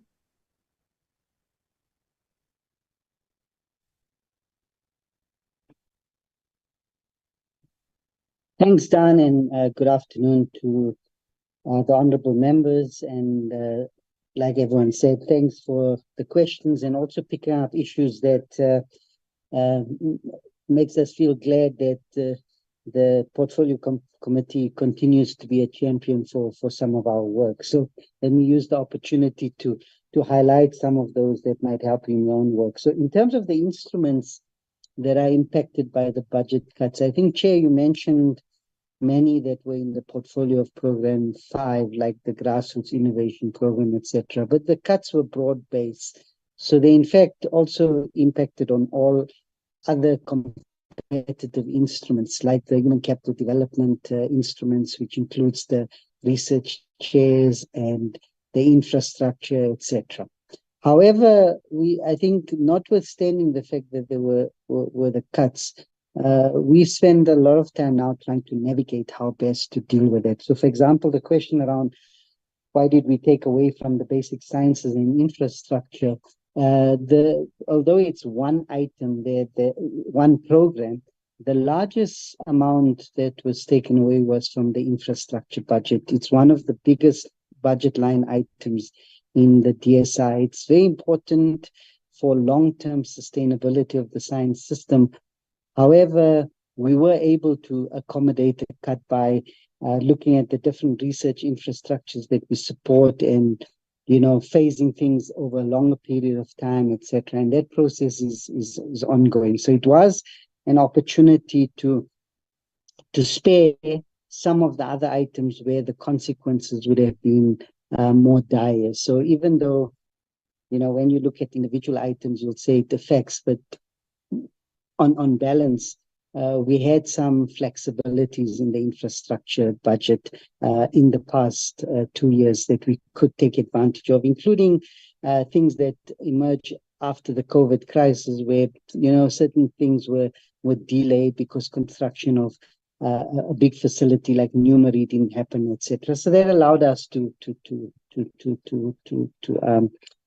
navigate around it. However, moving forward, we are going to face a growing problem, because most of what we have is something called the South African Research Infrastructure Roadmap, and those were plans that were developed in 2016, and they were envisaged to be 15 to 20-year projects.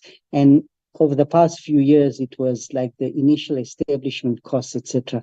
They're now at the stage where they're really going to be able to deliver value, but they also need more resources. And that's exactly the same time where we're facing a cut. So what we have done is we've spared the research infrastructures a bit more than others. We've cut it less than others over the next 2 years.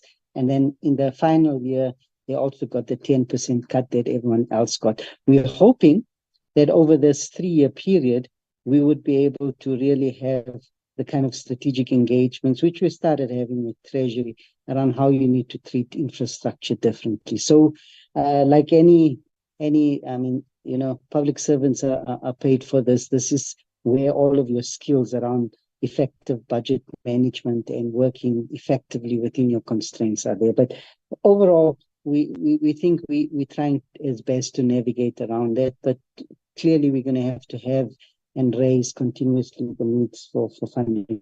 The one that we are worried about, which the portfolio committee raised, was that we couldn't spare, again, the second biggest item combined, it's more than research infrastructures, but our human capital development budget, which is about 1.6 billion in total, that funds PhDs and others.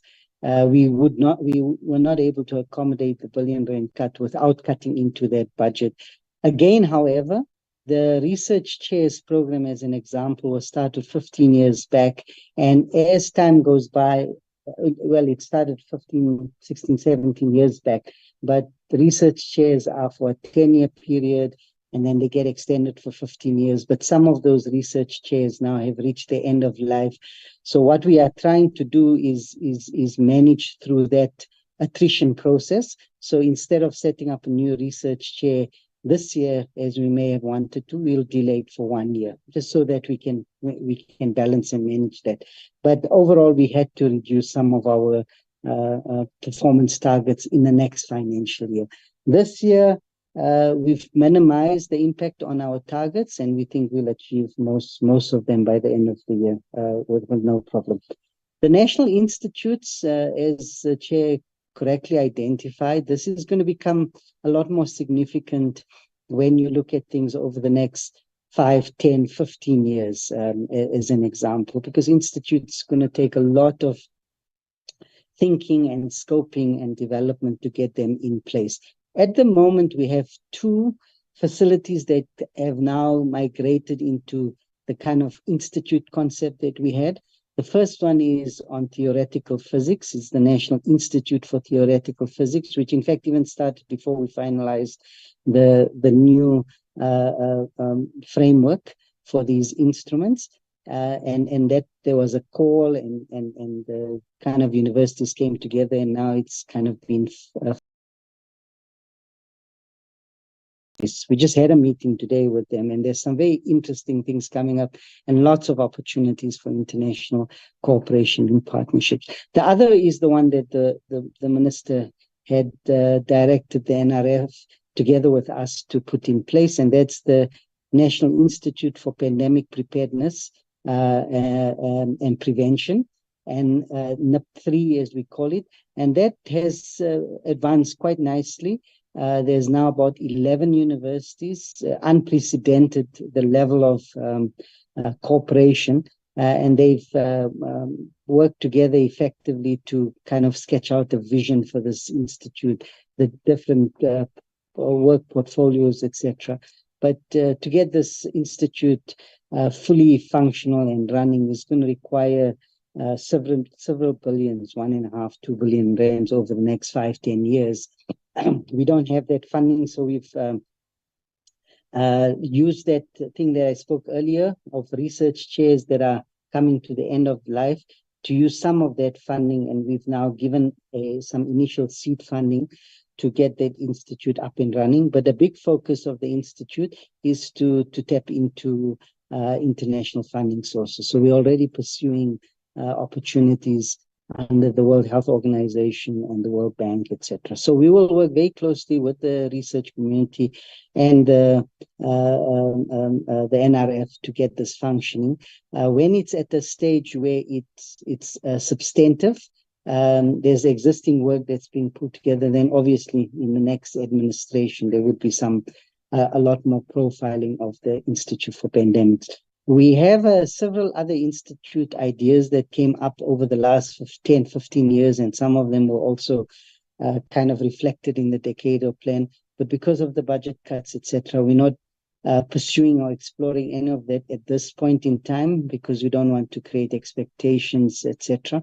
We want to bed down the Institute for Pandemics specifically.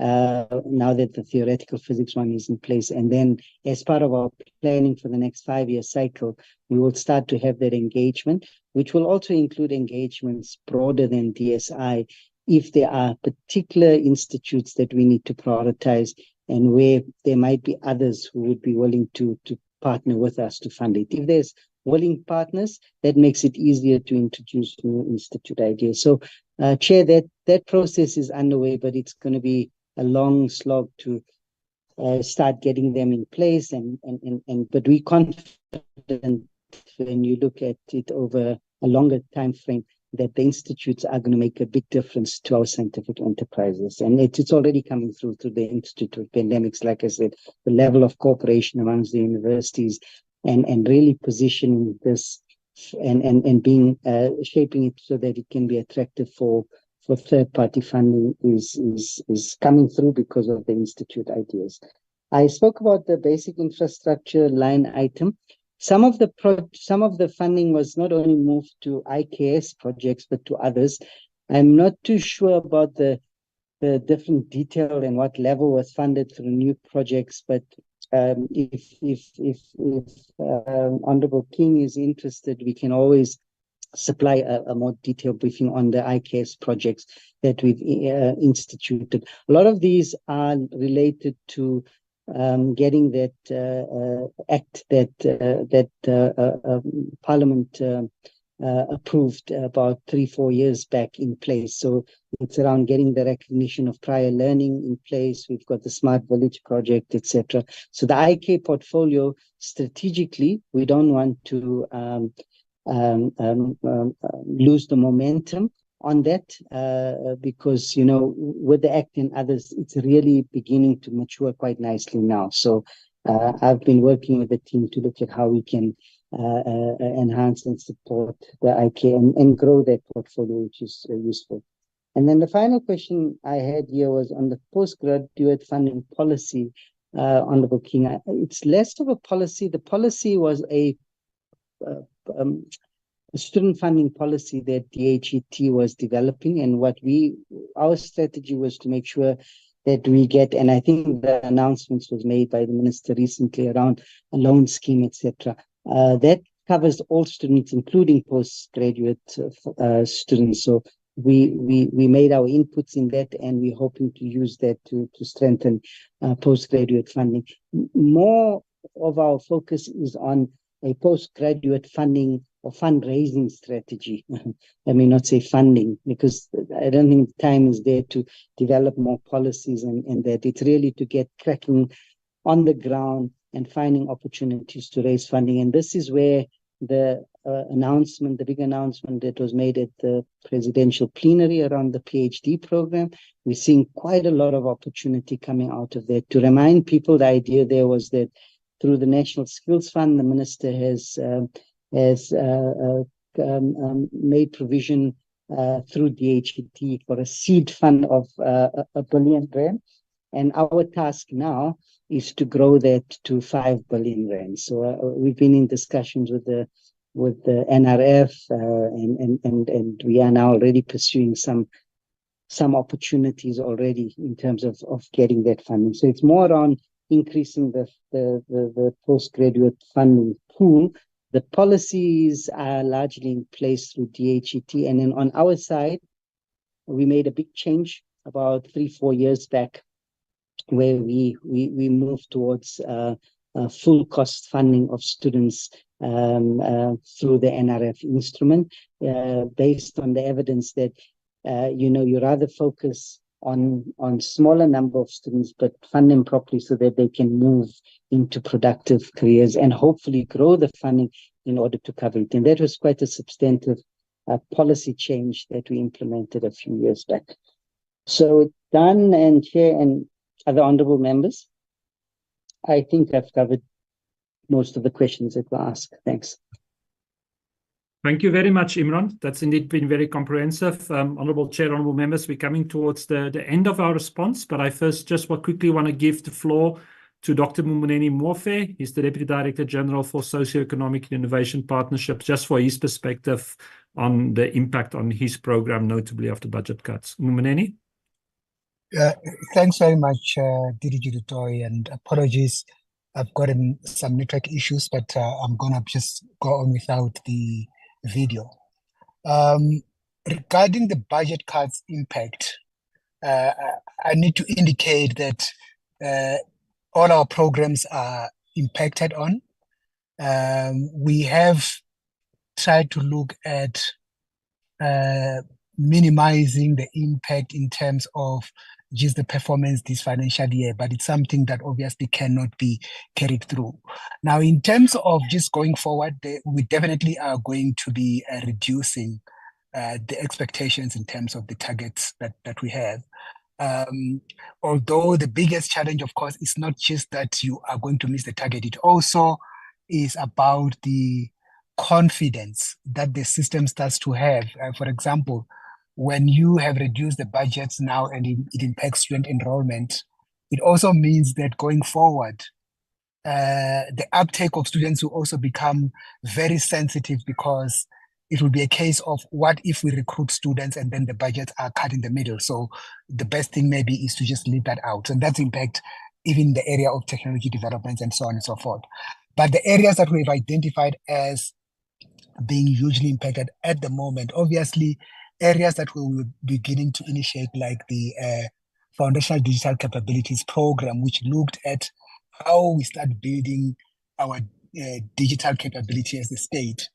That foundation obviously would be very shaky with the amounts that have been cut, because you can no longer continue the research development at the level that we have originally anticipated.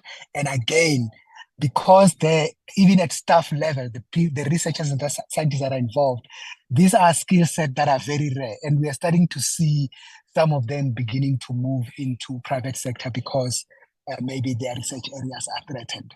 So there is indeed a huge impact. We have also been working on the new strategy for the technology stations. And the view was actually about how those can be extended. The plan being to try and have as many tech stations as possible, looking at possible having a tech station in every town and every area, for example, when you look at rural areas. But that kind of ambition and vision cannot be realized with the current cuts. So that's really just what I want to add in addition to what DDG Patel has indicated. Thanks very much. Thank you very much, Dr. Mofe. And then just lastly, I'm going to, Honourable Chair, ask Mr. Connie Rashamuse. He's our Chief Director in the Technology Innovation Program, just to speak about the impact on his program. And then I'll ask the CFO to comment on Honourable King's comments on the goods and services budget. Connie? Thank you, DDG, and thank you, Chair and honourable members. I think from Program 2 Technology Innovation Agency, Technology Innovation Program, I think there are two, for this current financial year, I think we'll manage to cushion the impact of the cuts from performance point of view. But I think the major impact is going to be realized in the next financial year, particularly on two programs. One is the Innovation fund, which we're planning to roll out and upscale funds of funds model, but due to the budget cuts, we are unable to roll that, and also to discontinue the large-scale innovation program that EXCO had approved in the current financial year. Given these cuts, we anticipate that in the next financial year, we won't be able to upscale those. Also, our entity TIA will also take a hit because these budget cuts also affect our transfer to them, particularly with the line item on bioeconomy, which they are implementing on behalf of the department and the country. So this is one of the line items that will feel a huge knock in terms of both performance and upscaling that program. And essentially, I think from program 2, those are the two major areas that we foresee that in the next financial year will experience serious performance challenges. Thank you, DDG. Thank you, Chair. Thank you very much, Connie. Honourable Chair, honourable members, also just to say that from my program's perspective, the budget cuts also impacts on our ability to co-invest with international partners. Of course, we have huge ambitions for Pan-African South-South collaboration, and we're looking at alternative options, but over the long run, there's a real risk of there being an impact. If I could invite the CFO now, Robert, just for perhaps clarifying comments on the goods and services budget following the comments from the Honourable King. No, thanks, DDG. Maybe just to clarify, Honourable King, our goods and services budget is running, we are over spending as more than we had planned. It is not a slow spending, as Honourable would see on the information that we've shared. We have spent over 40% as we have planned. More than we have planned, sorry. And to mitigate that, we are going to put on hold quite a number of activities, particularly around travel and events management, just to ensure that the last few weeks we do not overrun the goods and services budget. So it is being spent as more than planned, but we are trying to manage that to ensure that come the 1 March, we are still within the allocated budget. Thanks.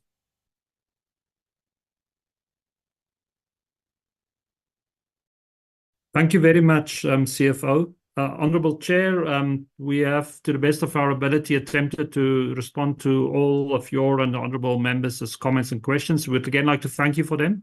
They're certainly very valuable guidance for us to draw attentions to the matters of concern of the honourable members of the committee. Yes, the budget cuts is a reality. It will have an impact, but I can also assure you of the department's commitment to continue to do the best we can despite those challenges we face. So thank you for your support, Honourable Chair. I then go the floor back to you. Thank you very much, DDG Tutoy, and to the entire team from the DSI and the entities that have presented. I think, with both the Department of Higher Education and Training and the Department of Science and Innovation, and I'm sure all other departments feel that they need an increased budget. But it must be quite frustrating when we've been working towards having greater funding, and that's what our call has been. And now we find ourselves in a situation where we have these budget cuts, and I think it's important for us to also discuss the impact that the cuts could have on our performance, but also discuss the measures that colleagues have put in place to make sure that we work within these budgets, so that we are realistic when we engage on your performance from this past financial year, right? Because you would have already started to highlight some of the concerns that you have from the various programs. So that's greatly noted. We also appreciate the work, the progress that has come forth from the entities, and we hope that when we now when we now conclude the financial year, there'll be something more positive, of course, to present. But that brings us to the end of our meeting, colleagues. We know We called you on a Friday. We were supposed to start our meeting at 9 a.m., but due to the fact that there was a workshop that members were meant to attend in the morning, we had to then apply for the afternoon slot, and we were granted that slot because we know how important it is for us not to miss even a single day of the time that we're given to do our work. So I really want to thank colleagues for availing themselves this afternoon for us to sit this meeting. It is now 16:21. We are early. We were supposed to conclude at 5. So I think we've tried to save your Friday. I think many of us have political commitments, but others may be resting this weekend. So there's some time spent for you there. Thank you so much, honorable members and colleagues. This meeting has come to an end. Thank you, Chair. Thanks, Chair. Thanks, honorable you. member. Recording stopped. Thanks, Chair. Thank you, Chair. Thanks. Bye bye. Have a good weekend.